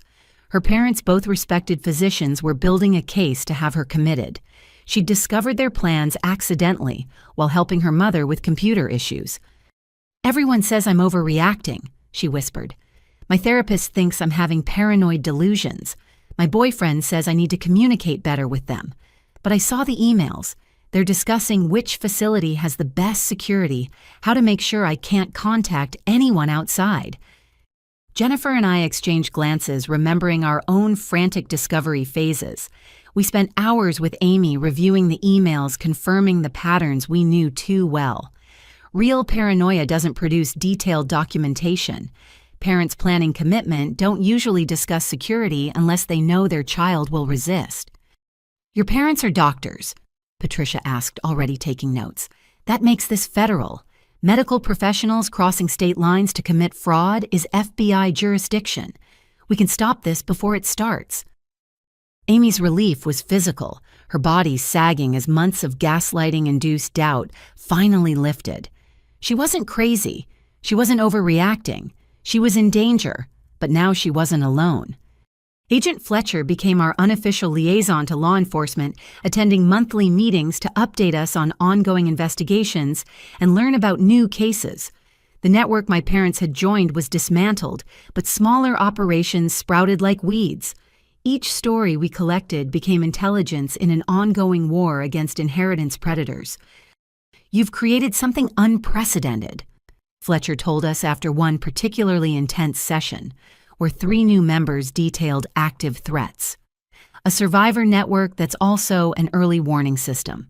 We've prevented 14 attempted commitments based on intelligence from this group." Prevention became our secondary mission after support. Marcus developed an app allowing potential victims to document suspicious behavior securely, with automatic backup to encrypted servers and alert systems for trusted contacts. Carol created educational materials for elder care facilities, teaching staff to recognize signs of fraudulent commitments. I worked with journalists to keep public attention on the issue, ensuring our stories couldn't be buried or forgotten. But growth brought challenges. Infiltration attempts by families seeking information about escaped victims, death threats against vocal members, legal harassment from exposed perpetrators claiming defamation. We adapted, implementing security protocols, vetting procedures, legal protections. The most unexpected challenge came from within. A member named Douglas Freeman had presented himself as a victim of his children's greed. His story was convincing, his pain seemingly genuine. For 3 months he attended meetings, offered support, gained trust. Then Margaret Yates, our eldest member at 81, mentioned keeping her will in her home safe. Douglas offered to help her set up better security. 2 days later, Margaret's neighbor called police after seeing Douglas trying to break into her house. His real name was Douglas Garrison, nephew of my parents' lawyer attempting to infiltrate our group to find new victims. The betrayal shook us deeply. We'd created a sanctuary only to have a predator slip inside. But Margaret's sharp instincts had saved her. She'd given Douglas a fake address, suspecting something off about his eager helpfulness. Her survival skills, honed by previous betrayal, protected her when our screening failed. "Trust takes time to rebuild," she told our emergency meeting after Douglas's arrest. "But we can't let fear close us off. Every predator we expose protects countless potential victims. Yes, they'll try to infiltrate, but we're not helpless targets anymore. We're survivors who've learned to bite back. We implemented stricter security measures, but kept our doors open. The need was too great, the silence around family fraud too deadly. Every week brought new members, new stories, new evidence that inheritance predators operated in every economic class, every culture, every type of family. 6 months after our founding, we held our first national conference. 200 survivors gathered in a hotel ballroom that required security sweeps and background checks for all attendees. The media was barred. This was for us, by us, about us. The keynote speaker was Dr. Helen Marshall, a psychiatrist who'd spent 5 years institutionalized by her brother before escaping. She'd lost her practice, her reputation, her savings, but she'd survived and now counseled other medical professionals on recognizing fraudulent commitment attempts. They target our credibility first, she explained to the packed room, make us sound unstable, so when we report their crimes, we're already discredited. But credibility isn't just professional standing. It's the truth we carry, the reality we lived. They can't steal that unless we let them. Workshops covered everything from asset protection to trauma therapy, legal resources, to rebuilding credit after financial abuse. But the most powerful sessions were the small support circles where survivors connected over shared experiences. A daughter betrayed by her mother found comfort with another woman who'd survived the same. Elderly victims discovered they weren't foolish for trusting family, but targeted precisely because they loved unconditionally. The conference ended with a candlelight vigil for those who hadn't survived. Margaret, whose desperate letters saved me. The 17 victims of my family's network. Hundreds more whose deaths were suspicious but unprovable. Each flame represented a life stolen but also truth illuminated. Their deaths hadn't been in vain if we could prevent others. As candles flickered in the darkened ballroom, I thought about how far we'd come from that terrifying morning when I discovered my parents' betrayal. The woman who'd hidden in hotel rooms had become someone who stood before crowds, speaking truth. The isolation they'd tried to impose had transformed into connection with hundreds who understood. But more importantly, we'd proven something vital: survival was possible. Truth could prevail. Families who prayed together could be stopped by those who chose to survive together. The network my grandmother feared had destroyed her was gone. In its place stood our network, not of predators but protectors, not of thieves but truth-tellers. We couldn't resurrect the dead or undo betrayals, but we could ensure their tactics were exposed, their hunting grounds watched, their future victims warned and armed. As people filtered out, exchanging contact information and promises of support, Amy Chen approached. The terrified young woman who'd arrived weeks earlier now stood straight, her parents' commitment attempt thwarted, her freedom secured. "Thank you," she said simply. "You saved my life." "No," I corrected gently. "You saved your own life by seeking help. We just reminded you that you weren't crazy." She smiled, understanding passing between us. That reminder, you're not crazy, you're in danger, but you're not alone, was perhaps the greatest gift survivors could offer each other. The support network would continue growing, spreading across states, and eventually internationally. We'd face setbacks, infiltration attempts, legal challenges. Some members would heal and move on, needing us less. Others would arrive fresh from trauma, desperate for belief. But the foundation was solid now, built not on blood ties that could betray, but on shared survival that bonded deeper than DNA. We were the family we'd chosen, the protection we'd needed, the voices that refused to be silenced.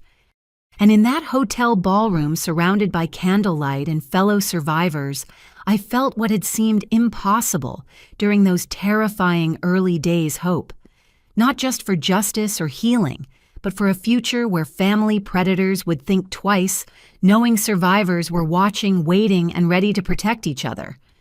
The war against inheritance predators was far from over, but for the first time, we weren't fighting alone.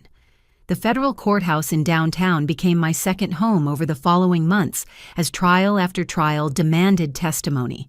Each case peeled back new layers of horror, but also revealed the systematic nature of inheritance fraud across America.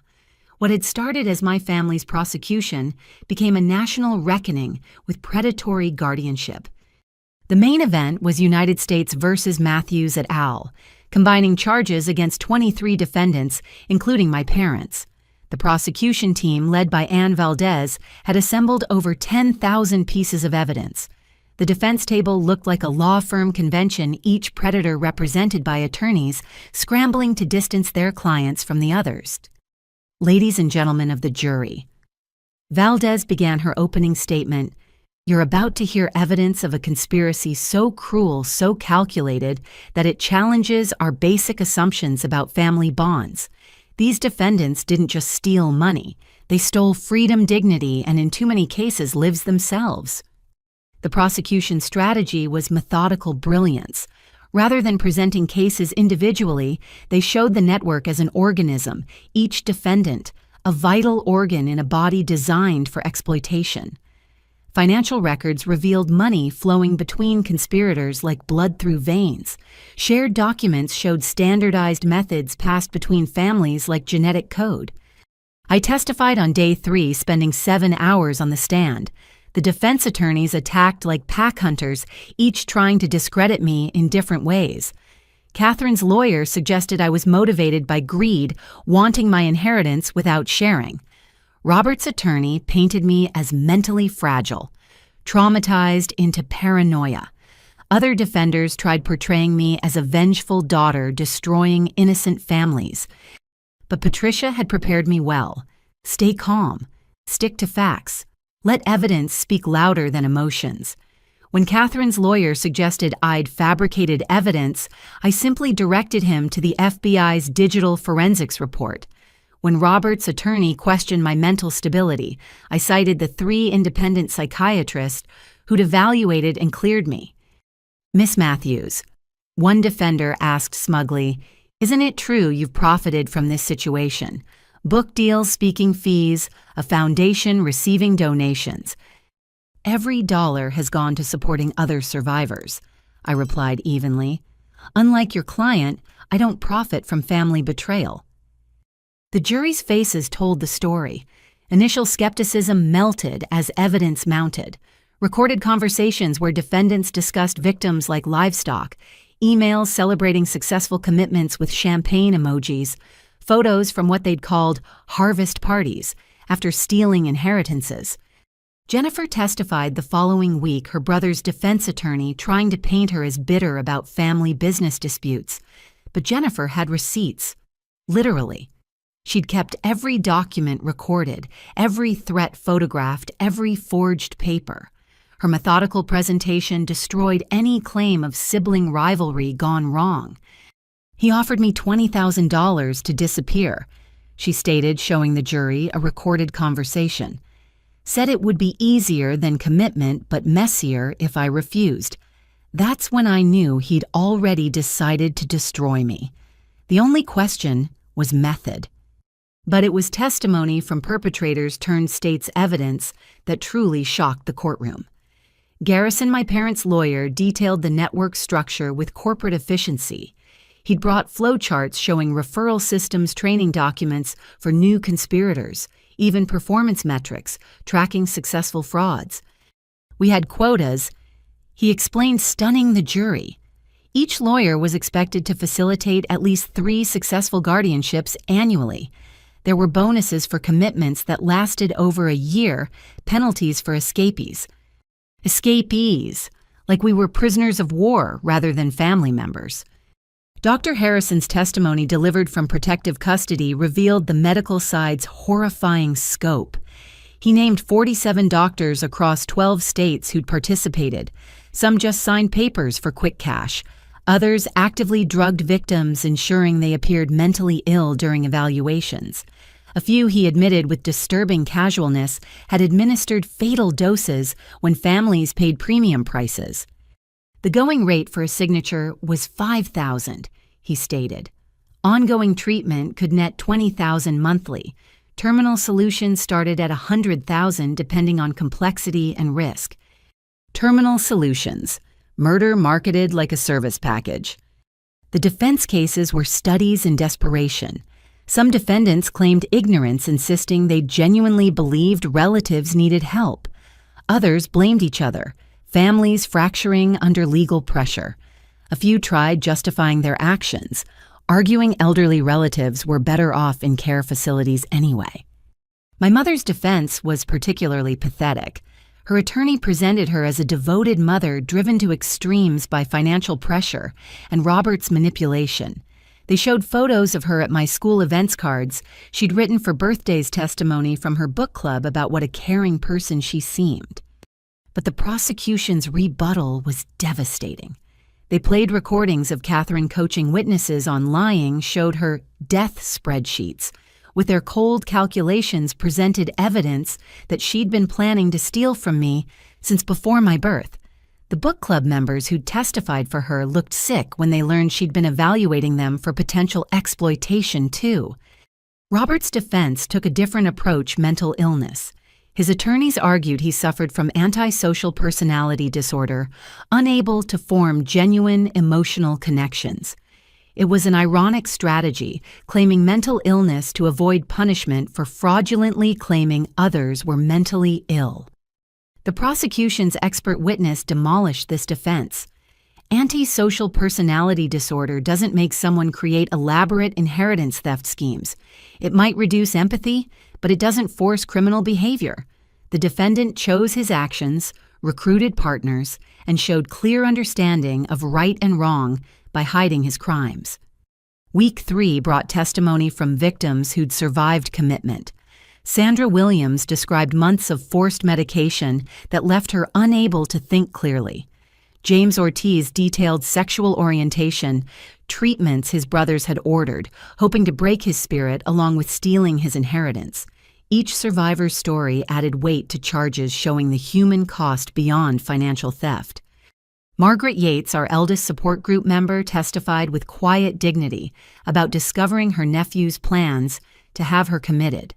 I started sleeping with my important papers, afraid someone would steal them while I slept. At 81, I was barricading my bedroom door, terrified of the boy I'd helped raise. No amount of money can restore that sense of safety. The medical professionals' trials ran concurrently, revealing an entire shadow healthcare system. Doctors who'd lost licenses in one state simply moved to another. Facilities advertised their flexibility regarding admissions. Insurance companies were complicit, approving claims for fictitious treatments because families paid premiums. One facility administrator broke down on the stand, admitting they'd had awards specifically for inheritance victims. We called it the Golden Wing, patients whose families paid extra for extended stays regardless of medical necessity. Some were there for years, perfectly sane but unable to prove it. The revelation sparked immediate investigations into every facility named. Within days, dozens of patients were freed, blinking in sunlight after years of unnecessary confinement. Their testimonies added to the growing mountain of evidence against the network. As trials progressed, the financial scope became clearer.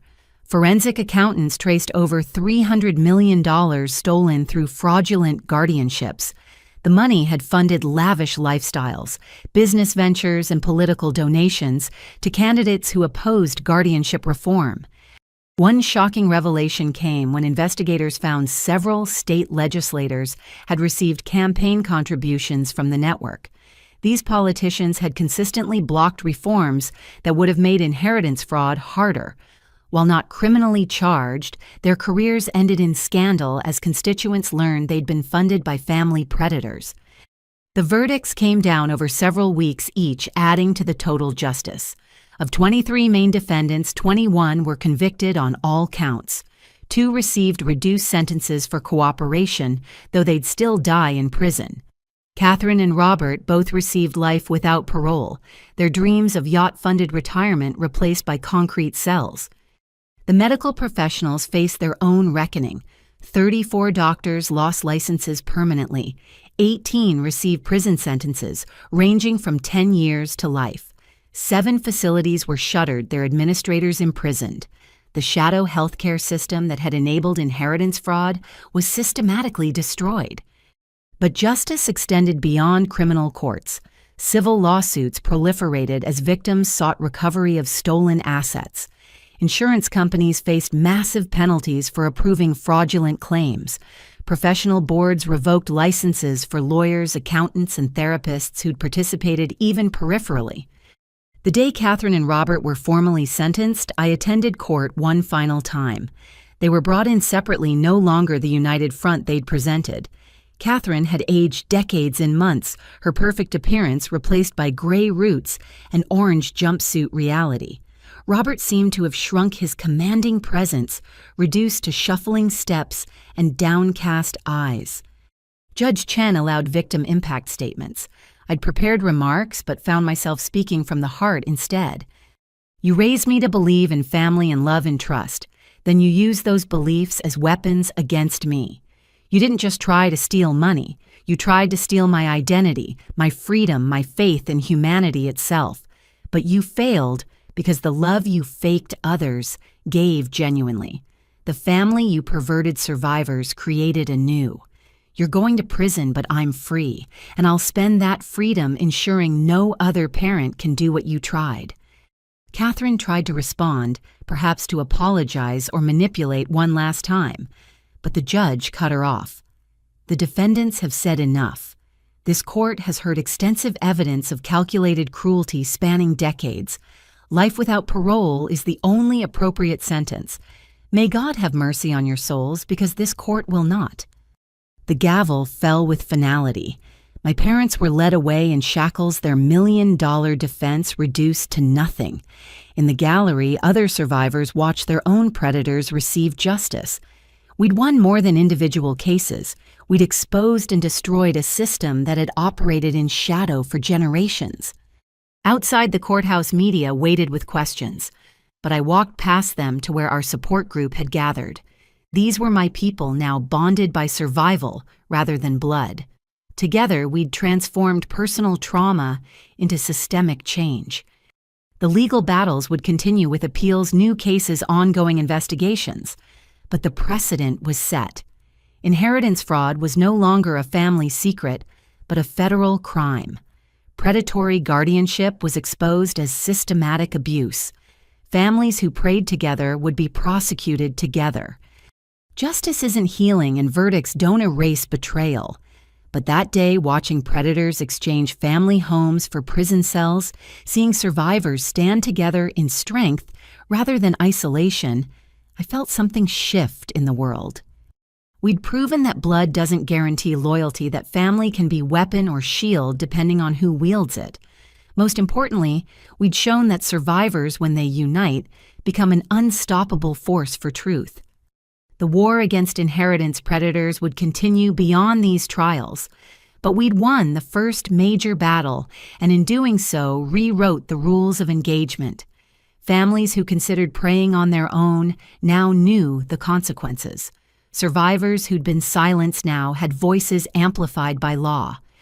As I left the courthouse for the last time, I thought of Grandmother Eleanor and Aunt Margaret. They died fighting alone against family predators. But their fight hadn't been in vain. Their truth had survived. Their warnings had saved me, and through me, countless others. The legal system had finally caught up to what they'd known all along. Sometimes the greatest threat comes from those who claim to love you most.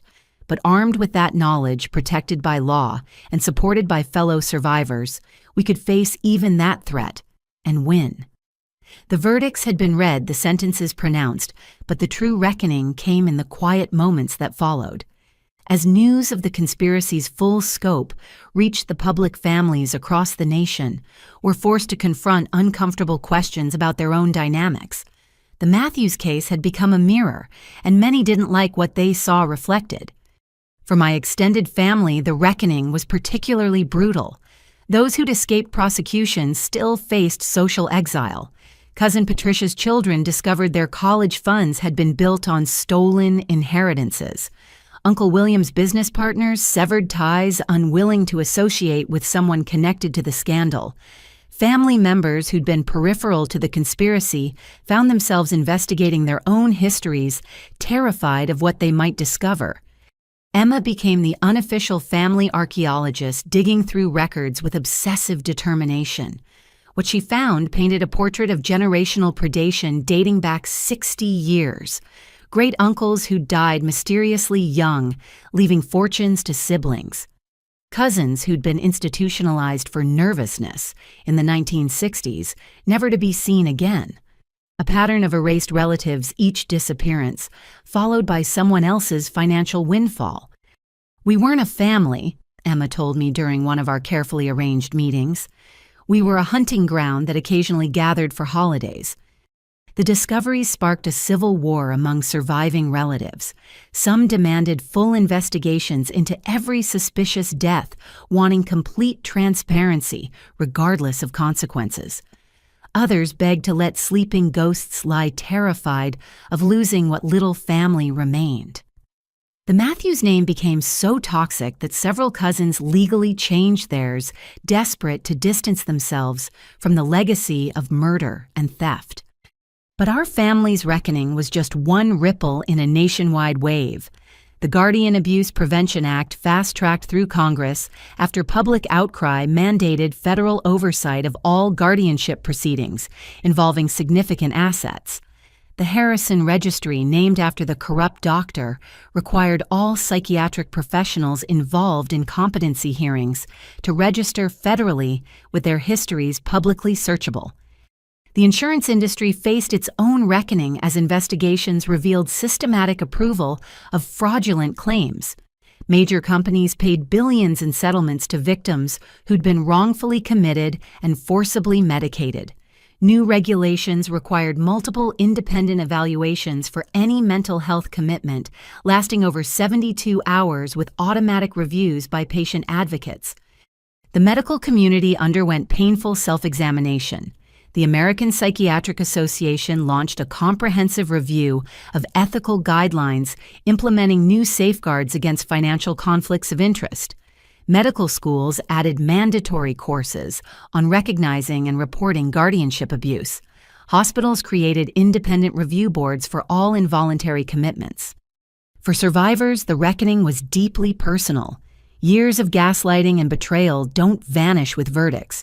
Our support group sessions became intensive therapy as members processed what justice meant when it couldn't restore lost years or resurrect the dead.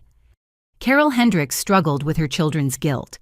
Tyler and Megan had testified against their father, helping send him to prison. But the weight of having believed his lies about their mother nearly crushed them. They attended every meeting, listening to other survivors trying to understand how they'd been manipulated into becoming unwitting accomplices. "I wrote terrible things about Mom in my diary," Megan confessed during one session. "Dad would ask what I thought about her episodes, and I'd document things that never happened, influenced by his suggestions. Those diary entries became evidence against her. How do you forgive yourself for that?" Carol's response showed enormous grace. "You were a child trusting your parent. The guilt belongs to him, not you. We rebuild from here with truth as our foundation." Marcus Chen faced a different challenge. His wife's family's attempts to steal his company had failed, but the betrayal poisoned every memory of their marriage. During divorce proceedings, he discovered she'd been documenting his depression treatment from the beginning, building a case for years before attempting to strike. "Every time she comforted me during a bad period, she was taking notes," he said, voice hollow. "Every supportive word was reconnaissance. How do you trust anyone after that?" The answer we discovered together was slowly and carefully.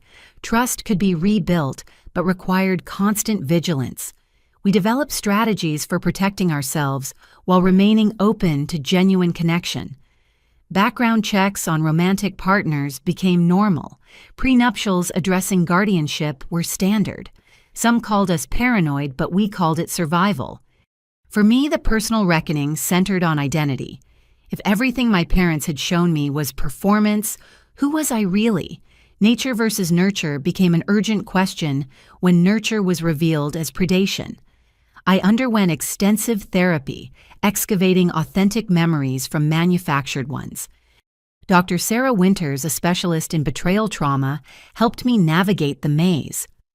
Children of predators often struggle with inherited traits, she explained.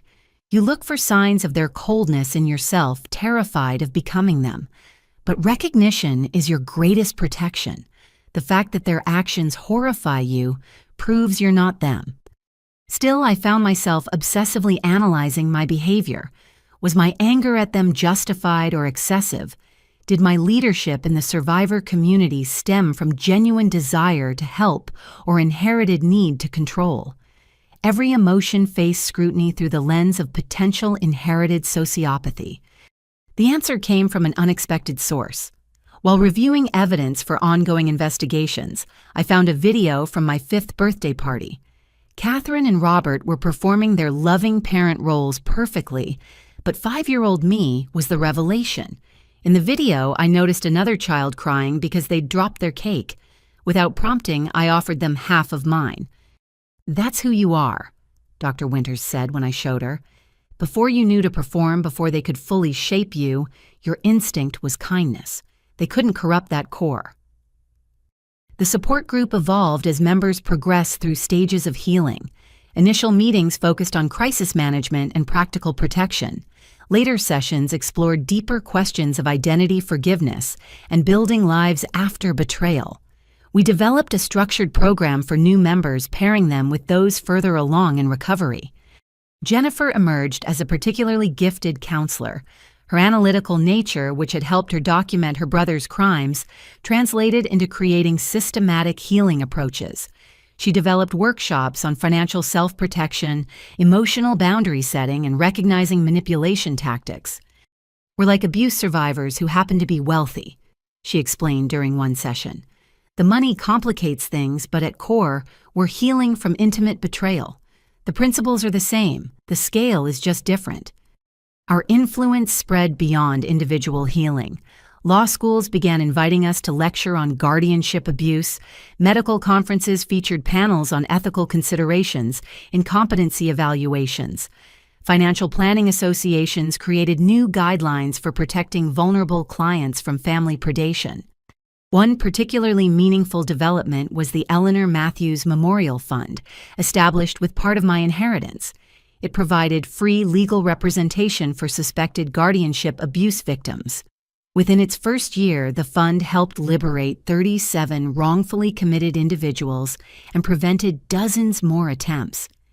The fund's first major success was freeing William Chang, a tech entrepreneur whose siblings had him committed after he refused to share a patent worth millions. He'd spent 2 years in a facility diagnosed with disorders that shifted depending on what insurance would cover. His liberation made national news, putting faces to the statistics of guardianship abuse. 2 years of my life gone, William said at our press conference. 2 years of forced medication, of being told my memories were delusions, of watching my life's work stolen.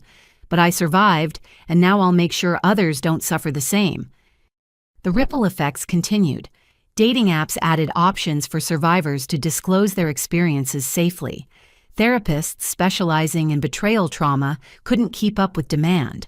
Publishers courted survivors for memoirs, though most of us remained focused on healing rather than publicity. Not all reckonings were public. I received letters from family members I'd never known, existed relatives who'd cut ties with the Matthews clan decades earlier, after sensing something wrong. They shared their own stories of narrow escapes of choosing poverty over participation in family crimes.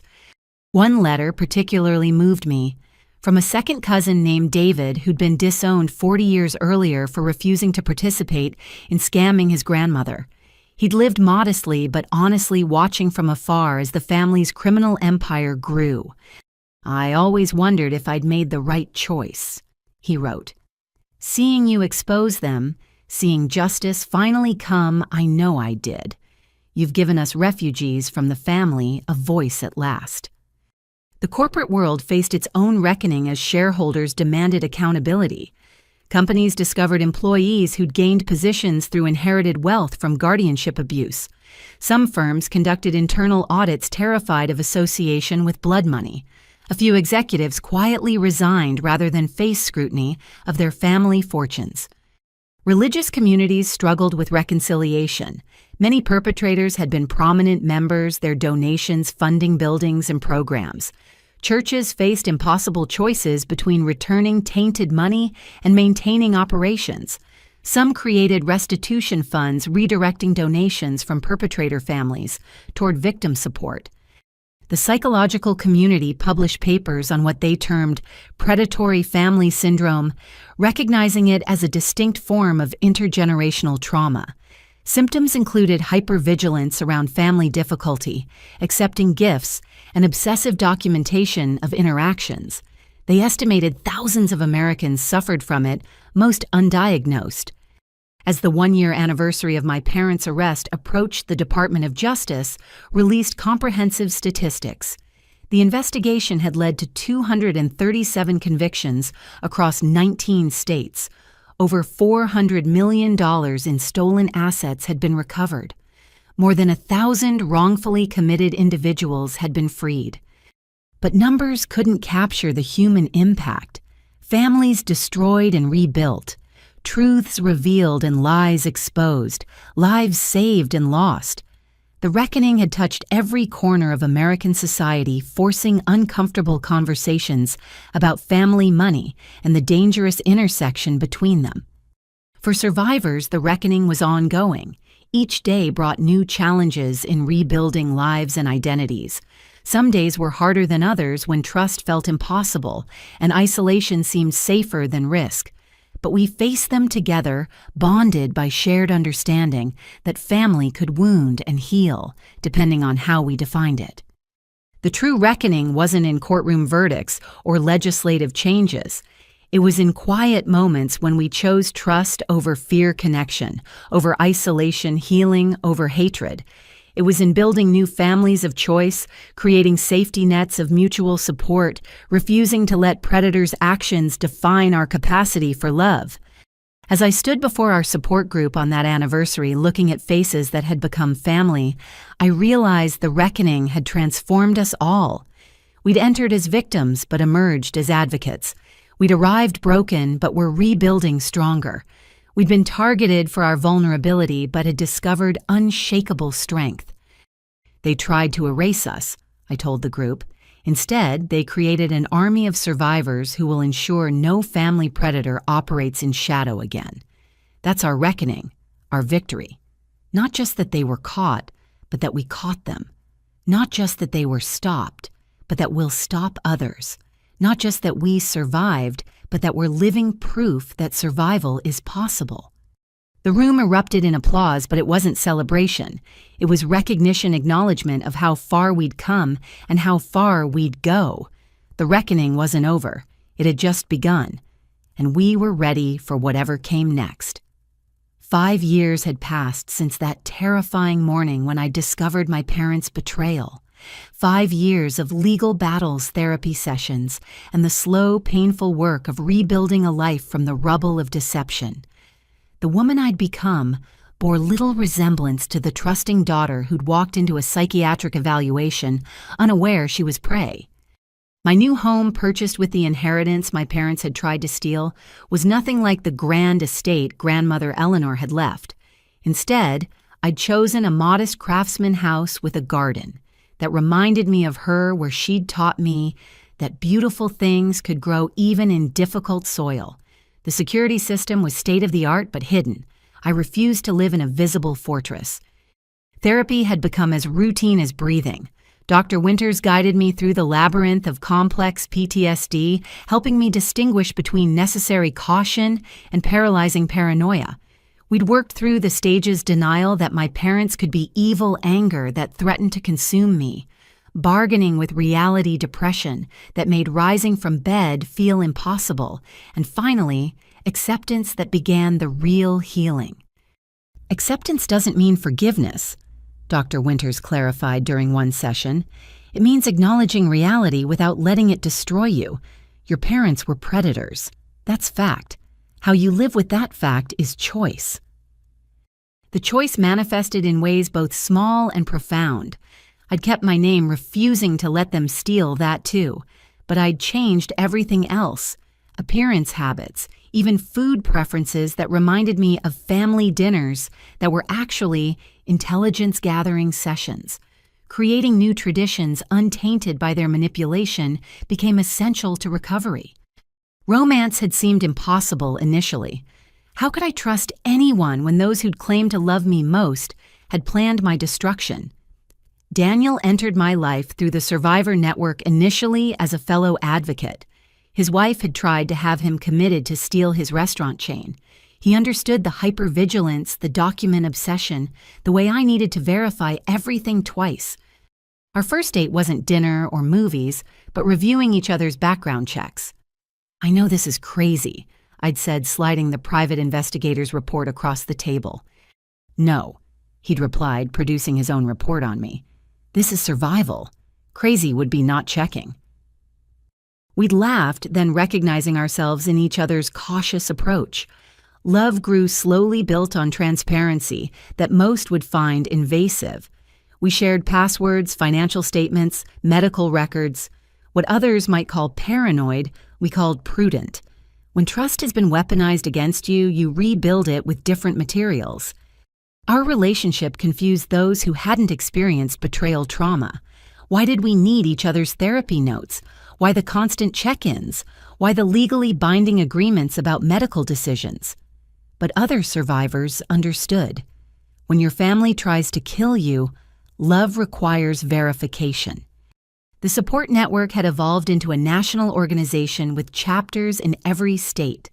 What began in my living room now occupied a building downtown, staffed by professionals and volunteers who understood guardianship abuse intimately. We'd helped free over 300 wrongfully committed individuals and prevented thousands more attempts.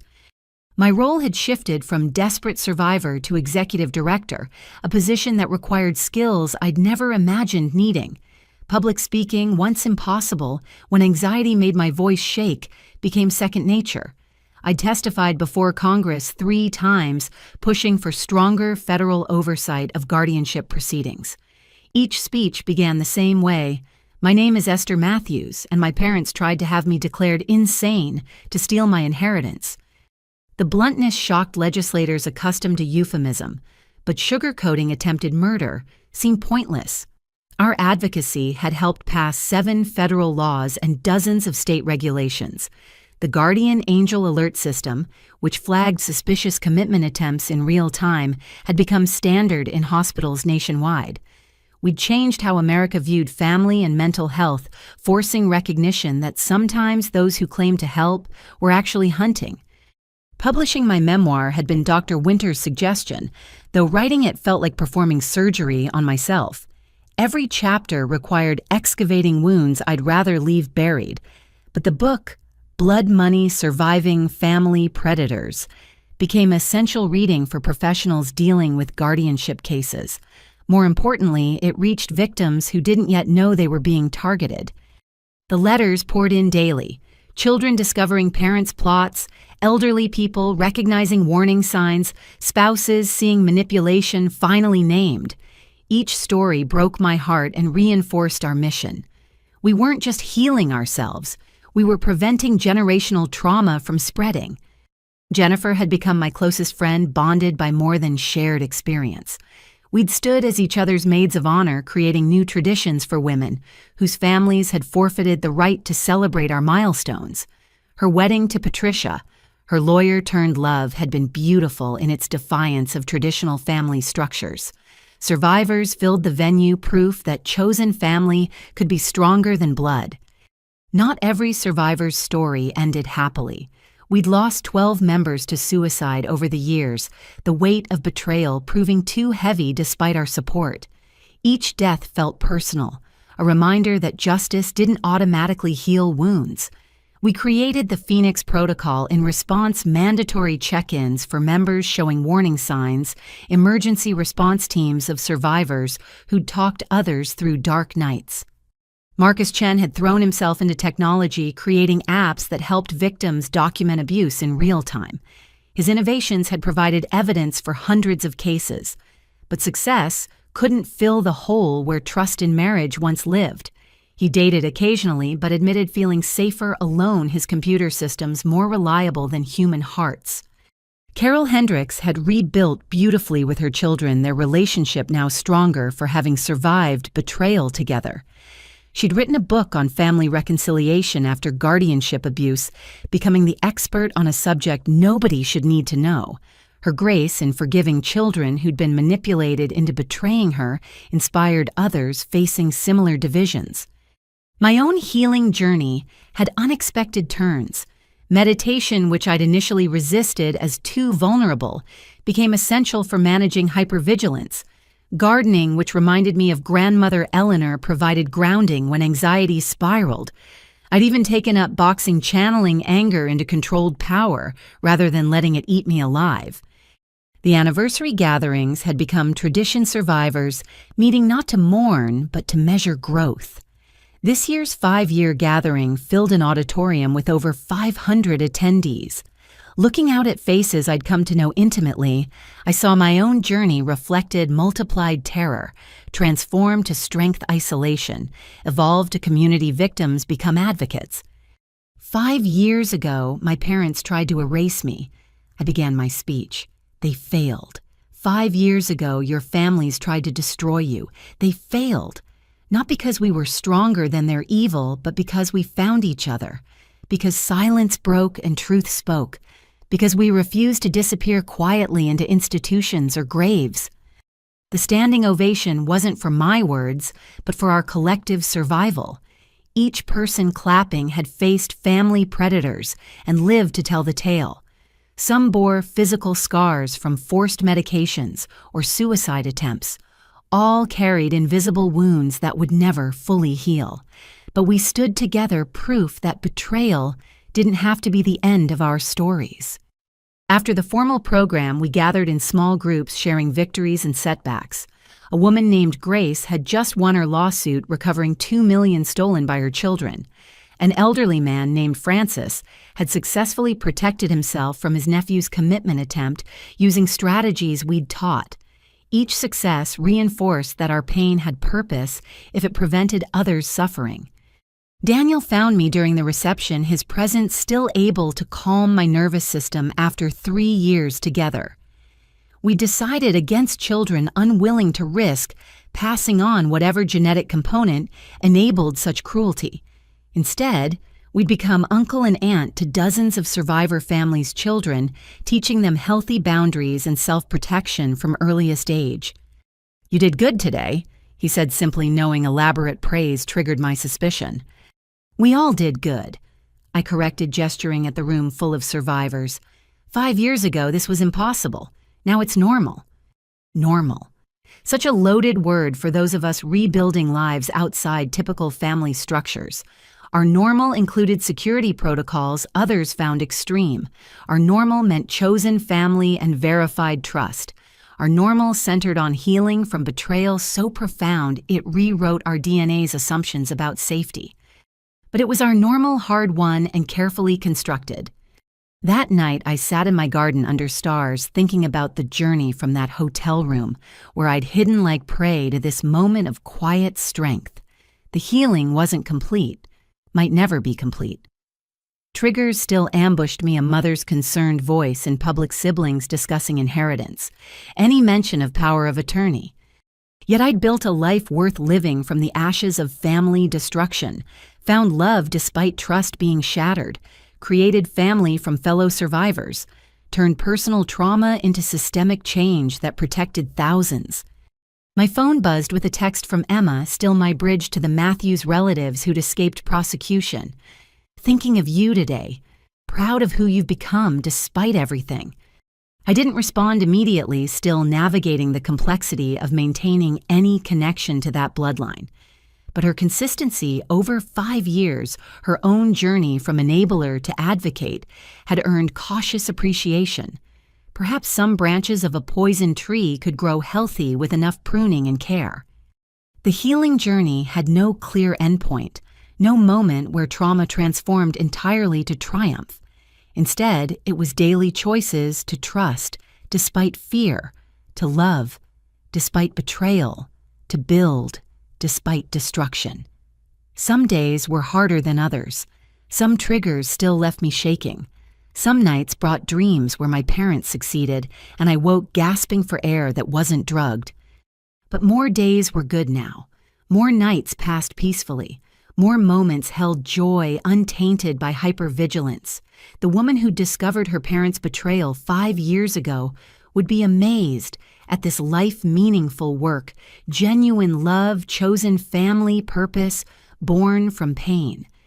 I thought of grandmother Eleanor, often wondering what she'd think of how I'd used her inheritance, not for yachts or luxury, but for liberation, not for personal gain, but for collective healing. Her money had become a weapon against the very crimes that killed her sister, funding justice and prevention. "I hope I've made you proud," I whispered to the night sky, imagining her somewhere among the stars. "I hope I've become the woman you saw in me, even when you knew what my parents were." The garden rustled with evening breeze, and for a moment I could swear I smelled her perfume. Probably imagination trauma's gift of finding meaning in coincidence. But I chose to take it as approval, as blessing on this journey from prey to protector. Tomorrow would bring new challenges, more survivors needing help, more predators requiring exposure, more systems demanding reform. The work would never end because family betrayal was as old as Cain and Abel, dressed in modern clothes, but ancient in cruelty. But tonight, surrounded by flowers and soil, I'd tended myself in a home, secured by my vigilance, loved by a man who understood my damage, supported by chosen family who'd walked through hell beside me. I felt something my parents had tried to steal forever. Peace.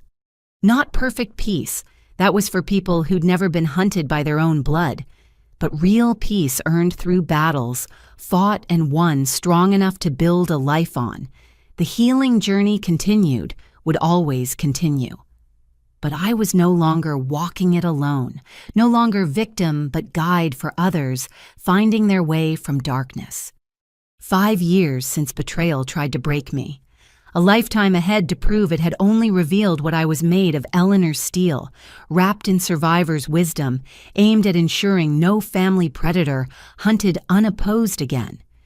The garden held tomorrow's growth in tonight's soil. I held tomorrow's healing in tonight's scars. Both would bloom in their seasoned beauty, from ashes strength, from survival, hope from the hardest journey anyone could walk the path, from family betrayal to chosen belonging. 10 years had transformed the landscape of guardianship abuse in America, and I'd had a front row seat to every victory and setback. The girl who'd once hidden in hotel rooms had evolved into a woman who testified before the Supreme Court, arguing for constitutional protection against predatory guardianship. But it was the quiet moments of individual salvation that reminded me why we fought. The call came on a Tuesday morning as I prepared for another congressional hearing.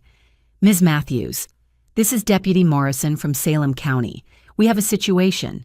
Young woman claims her parents are trying to commit her, mentioned your name. Can you help?" Within hours, I was on a plane with our rapid response team.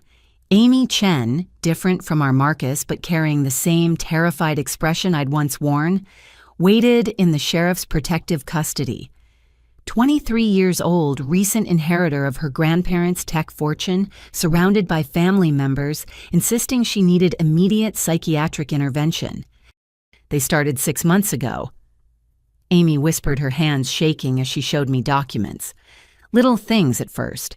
Concerned comments about my stress levels, suggestions I seemed tired. Then they hired a life coach who turned out to be a psychiatrist gathering evidence. I found their emails last week. They've already picked the facility. The pattern was textbook, but knowing that didn't make it less chilling. I activated our protocols: emergency legal representation, independent psychiatric evaluation, asset protection, media documentation. Within 12 hours, Amy's parents faced federal investigators while she sat safely in our foundation's protective housing. "You saved my life," she said that evening, tears streaming down her face. "No," I corrected gently. "You saved your own life by recognizing the danger and calling for help. Never forget that. Your instincts protected you when your family wouldn't." Amy's case became the 100th successful intervention by our rapid response program. Each save felt like redemption, balancing the cosmic scales for those we couldn't reach in time. But more importantly, Amy herself became proof that education worked. She'd recognized the warning signs because of our awareness campaigns, sought help because she knew it existed. The foundation had grown beyond my wildest imagination. The Eleanor Matthews Foundation for Guardian Justice occupied 3 floors of a downtown building, employed 50 full-time staff, and operated chapters in every state. Our annual budget exceeded $20 million, funded by survivors who'd recovered assets and donors, horrified by our mission's necessity. But growth brought challenges. Managing an organization this size while maintaining my own healing required constant balance. Daniel, now my husband of 7 years, helped navigate the complexity. His business acumen developed protecting his restaurants from his predatory ex-wife proved invaluable in foundation operations. "You're trying to save everyone," he observed one evening as I reviewed intervention requests. "But you're not responsible for every family predator in America." He was right, but knowing that didn't ease the weight. Every case file represented someone's terror isolation and betrayal by those who should protect them most. How could I prioritize when each deserved immediate help? The answer came through systematic change rather than individual heroics. We developed the Guardian Protocol, a standardized intervention process that could be implemented by trained volunteers nationwide. Like CPR for guardianship abuse, clear steps anyone could follow to provide emergency assistance. Training sessions filled constantly. Social workers, police officers, medical professionals, and survivors themselves learned to recognize warning signs and implement protective measures. We'd created what the network of predators had operated for decades, an infrastructure of response, but for protection rather than predation. The legal landscape had shifted dramatically. Eleanor's law, passed on the 5th anniversary of my parents' arrest, required federal oversight of all guardianship proceedings involving over $1 million in assets. The Matthews Registry tracked professionals involved in competency evaluations, flagging suspicious patterns. The Survivors Shield Act protected victims from retaliatory lawsuits by exposed predators. But legislation meant nothing without enforcement. We'd learned to work the system, maintaining relationships with key officials who ensured laws had teeth. Former Agent Fletcher, now retired, consulted for us, teaching others his investigative techniques. Ann Valdez, the prosecutor who'd convicted my parents, led our legal team after leaving government service. "We're building what should have existed all along," Ann said during a strategy meeting. "Basic protection for vulnerable people from those who claim to love them." The international expansion had begun 3 years earlier when a British survivor contacted us after reading my memoir. Sarah Pemberton's story echoed ours with distinctly English variations: tea poisonings instead of coffee countryside facilities, instead of suburban ones, but the same fundamental betrayal by blood relatives. Now we had affiliates in 12 countries each, adapting our methods to their legal systems. The predators had always been international. Finally, so were the protectors. Video conferences connected survivors across oceans, sharing strategies and strength. But it was a domestic case that challenged everything we'd built. The Richardsons appeared perfect concerned parents, seeking help for their allegedly bipolar son. They had documentation witnesses, even video evidence of erratic behavior. Our screeners initially approved their request for guidance in getting their son treatment. Jennifer's instincts saved us. Something about the father's phrasing triggered her radar, refined by years of detecting manipulation. Deeper investigation revealed an elaborate frame job. The son was a whistleblower about to expose his parents' corporate fraud. The bipolar episodes were staged reactions to drugs they'd slipped him. "They're evolving," Jennifer warned our team, "learning our methods and trying to use them against legitimate victims." We adapted, developing more sophisticated screening processes, but the incident reminded us that predators studied us as carefully as we studied them. The arms race between exploitation and protection would never end. Personal life had found its rhythm within the mission. Daniel and I had moved to a farmhouse outside the city, needing space from the intensity of urban survival. We discussed children again, ultimately deciding to foster teenagers aging out of care, young adults who needed stable support as they navigated independence. Our first foster daughter, Malik, had experienced her own family betrayal when relatives tried to steal her modest inheritance from deceased parents. She'd aged out of care before they could succeed, but carried the trauma of knowing extended family saw her as a resource rather than a person. "Is it weird that you collect damaged kids?" she'd asked one evening, her defensive sarcasm masking vulnerability. "We collect survivors," Daniel corrected gently.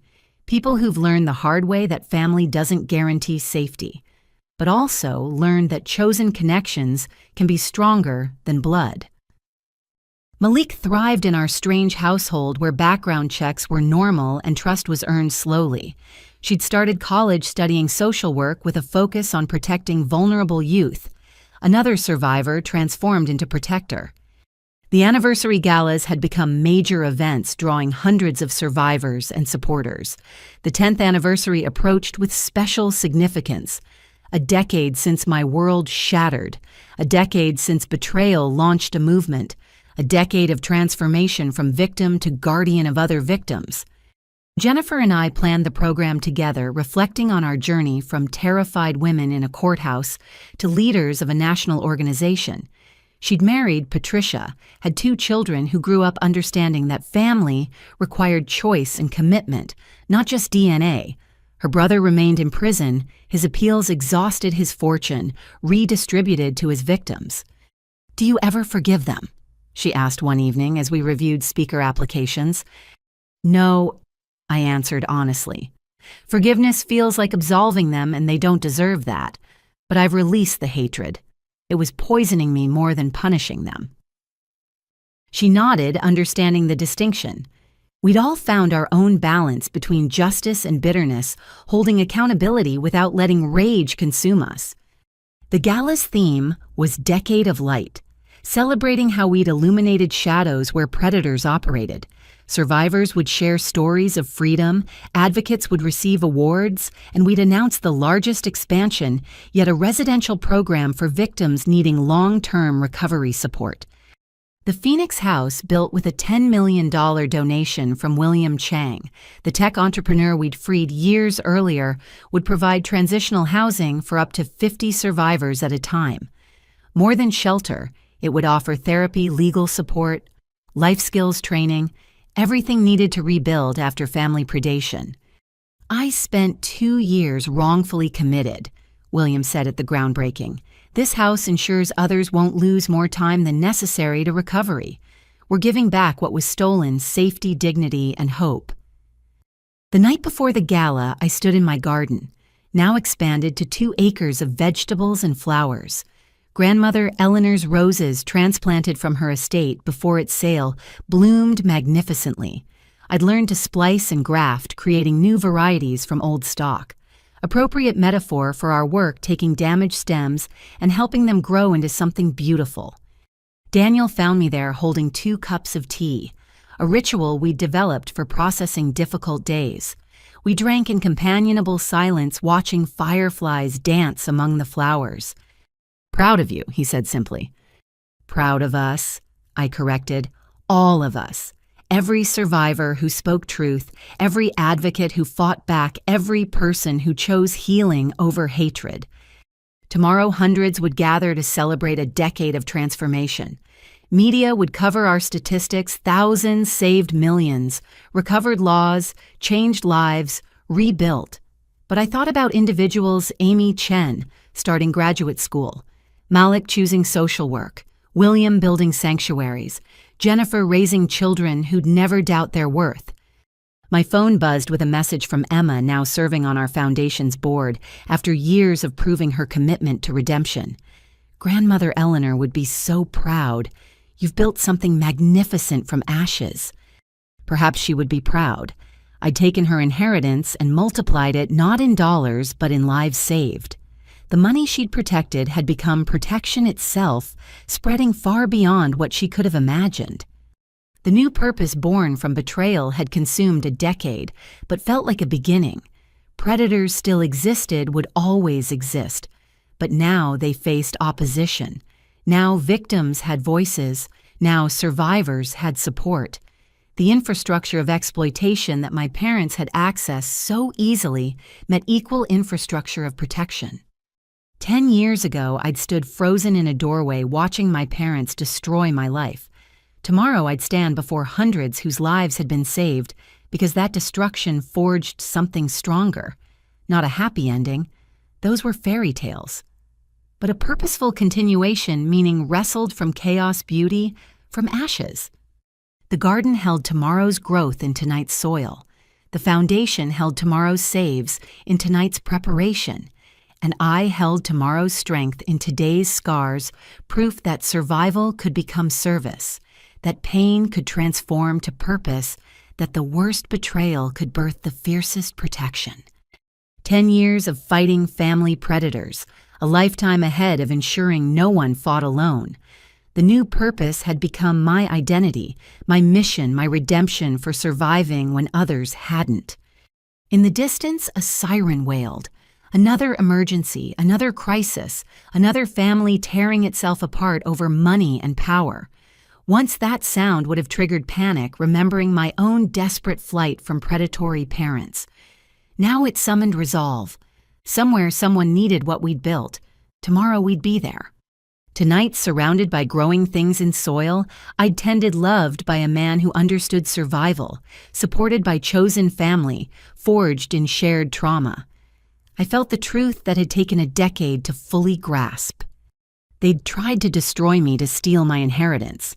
Instead, they'd created someone who inherited the earth, not in wealth, but in purpose connection and the unshakable determination that no family predator would hunt unopposed while I drew breath. The new purpose was no longer new but essential as breathing, and like breath, it would continue until it couldn't each inhale, bringing strength to fight each exhale, releasing another survivor into freedom. Tomorrow would bring the gala, the celebration, the marking of time, but tonight brought quiet satisfaction of purpose fulfilled and continuing. The girl who'd hidden had become the woman who protected. That transformation was worth more than any inheritance they'd tried to steal. The call came at 3 a.m, jerking me from sleep with the urgency that only middle-of-the-night phones can bring. Daniel stirred beside me as I answered, instantly alert to potential crisis. Ms. Matthews, this is Detective Sarah Palmer from Hartford PD. We have a situation. A young woman barricaded in her apartment says her parents are coming to commit her in the morning. She's got documents, recordings, and she's asking for you specifically. The address was 4 hours away, but I was dressed and in the car within 15 minutes. Daniel kissed me goodbye with the practiced ease of someone who'd grown accustomed to emergency departures. Save her, he said simply. I'll handle the gala preparations. The 10th anniversary gala would proceed without me if necessary. This was why we'd built everything. For moments like this when someone desperately needed what we'd learned through blood and betrayal. During the drive, Detective Palmer briefed me via phone. The young woman, Stephanie Morris, was 25, had inherited her late aunt's estate 6 months ago.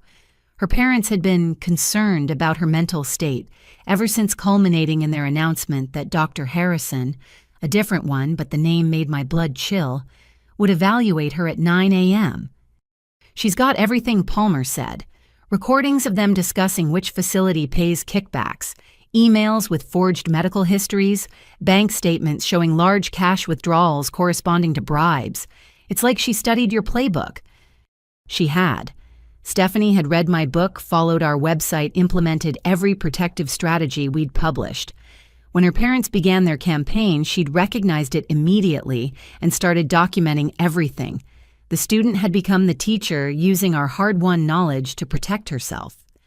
I arrived at dawn to find a scene painfully familiar: parents performing concern for gathered authorities, a doctor with suspicious credentials, papers claiming emergency intervention was necessary. But this time, the intended victim wasn't alone, confused, or defenseless. Stephanie had turned her apartment into a fortress of evidence. Every wall displayed printed emails, recorded conversations, played on loop security footage, showed her parents planting drugs during visits. She'd created a museum of their conspiracy, impossible to dismiss as paranoia.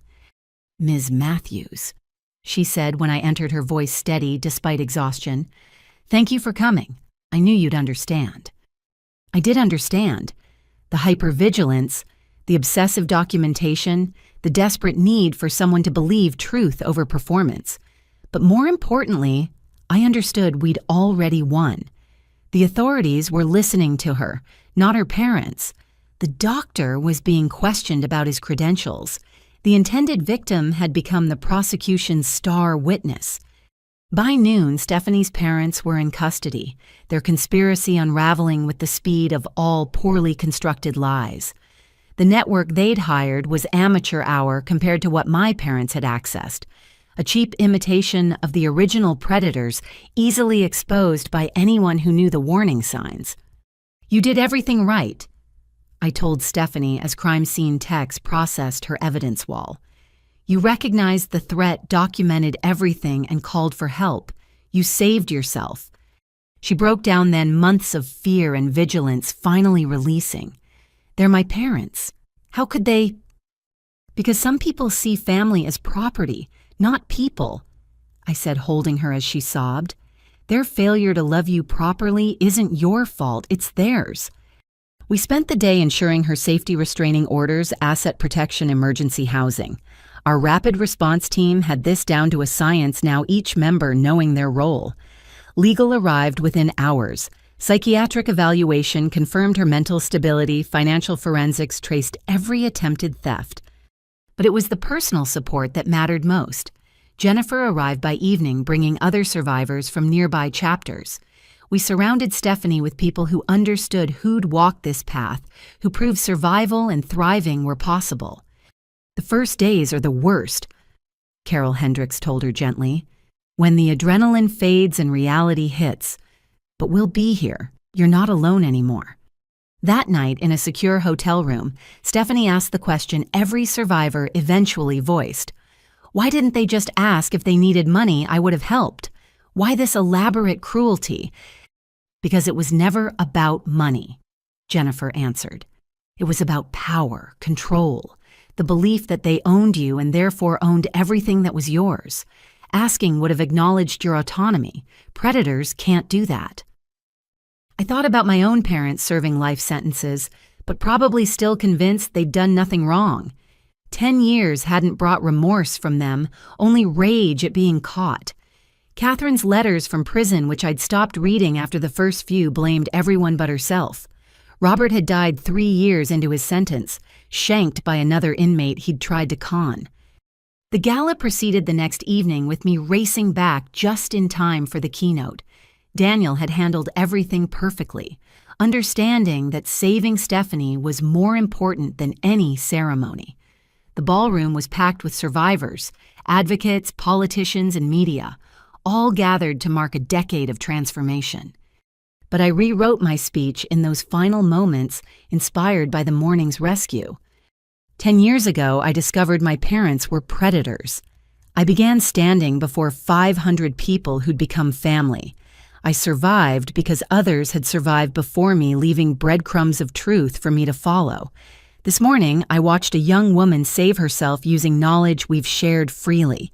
She's here tonight, proof that our pain has become prevention, our trauma transformed to teaching. The spotlight found Stephanie sitting between Jennifer and Carol, still processing her new reality, but no longer alone. The applause that erupted wasn't just for her, but for the system we'd built that made her self-rescue possible. The evening celebrated victories: 3,700 successful interventions, 460 million in recovered assets, guardian protection laws in all 50 states. We honored advocates, recognized donors, unveiled plans for 3 more Phoenix houses. But the real celebration was simpler. We existed, thrived, protected others. Amy Chen, the young woman whose case had been our 100th save, took the stage to announce she was starting law school specializing in elder law and guardian advocacy. 5 years ago, Esther Matthews saved my life. Now I'm dedicating mine to saving others. That's how we break the cycle, survivors becoming protectors. The pattern repeated throughout the evening, saved becoming savers, victims becoming victors. The network of predators had operated through corruption and secrecy. Our network operated through transparency and truth, each success story inspiring others to fight back. During the reception, I found myself in conversation with a senator who'd initially opposed our legislation. "I thought you were exaggerating," he admitted. "Family members trying to kill each other for money seemed like fiction. Then my brother tried to have me committed last year. If your foundation hadn't existed." Even those in power weren't immune. Predators existed at every level of society in every type of family. But now they faced exposure, prosecution, and prevention. The shadows where they'd operated had been illuminated by survivor voices refusing to be silenced. Malik, our former foster daughter, now a licensed social worker, pulled me aside during dessert. "I'm opening my own practice," she announced, "specializing in family betrayal trauma. You showed me that survival could become service. Time to pay it forward." Another full circle. Another survivor transformed into protector. The multiplication effect of healing shared rather than hoarded. As the evening wound down, I stood with my chosen family: Daniel steadfast and understanding, Jennifer brilliant and brave, Carol graceful and wise, Marcus innovative and determined. We'd all been broken by family betrayal. We'd all rebuilt into something stronger. "Think Eleanor knew this would happen?"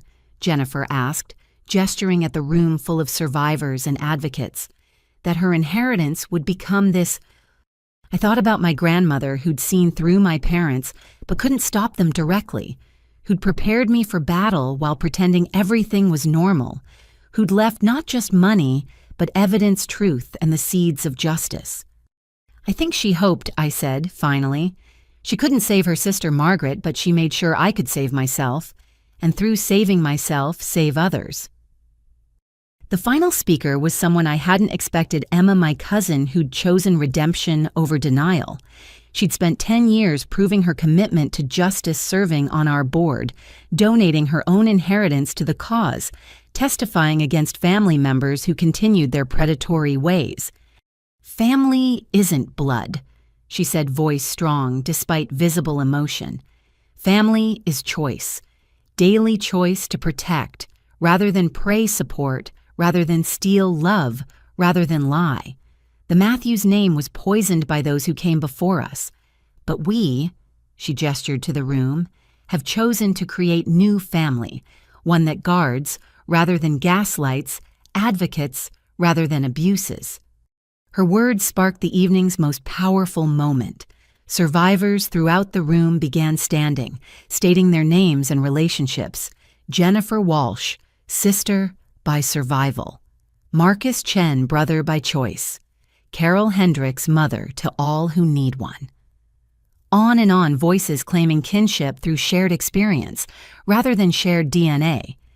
When my turn came, I stood slowly, feeling the weight of the moment. Esther Matthews, granddaughter of Eleanor, daughter of Predator's sister, to every survivor, guardian of those still fighting. Family by choice, by battle, by determination, that no one fights alone.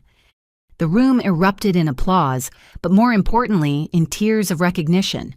We'd redefined family itself, stripping it of automatic trust and rebuilding it on proven loyalty. Blood might be thicker than water, but survivor bonds were thicker than both. The evening ended with candles lit for those we'd lost, those still trapped, those yet to realize they needed help. but also for those we'd saved, those still fighting those who'd find us tomorrow or next year when they needed us most. As Daniel and I drove home through darkness lit by stars, I reflected on the journey from that terrifying morning to this triumphant night.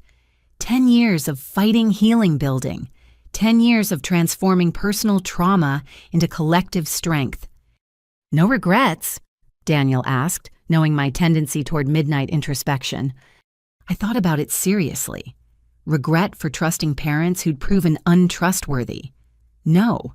That trust had been child's innocence, not adult foolishness. Regret for the pain endured? No. It had forged strength I'd never have found otherwise. Regret for the family lost? No. I'd gained a larger chosen family that actually protected its members. "No regrets," I said finally. "Only gratitude.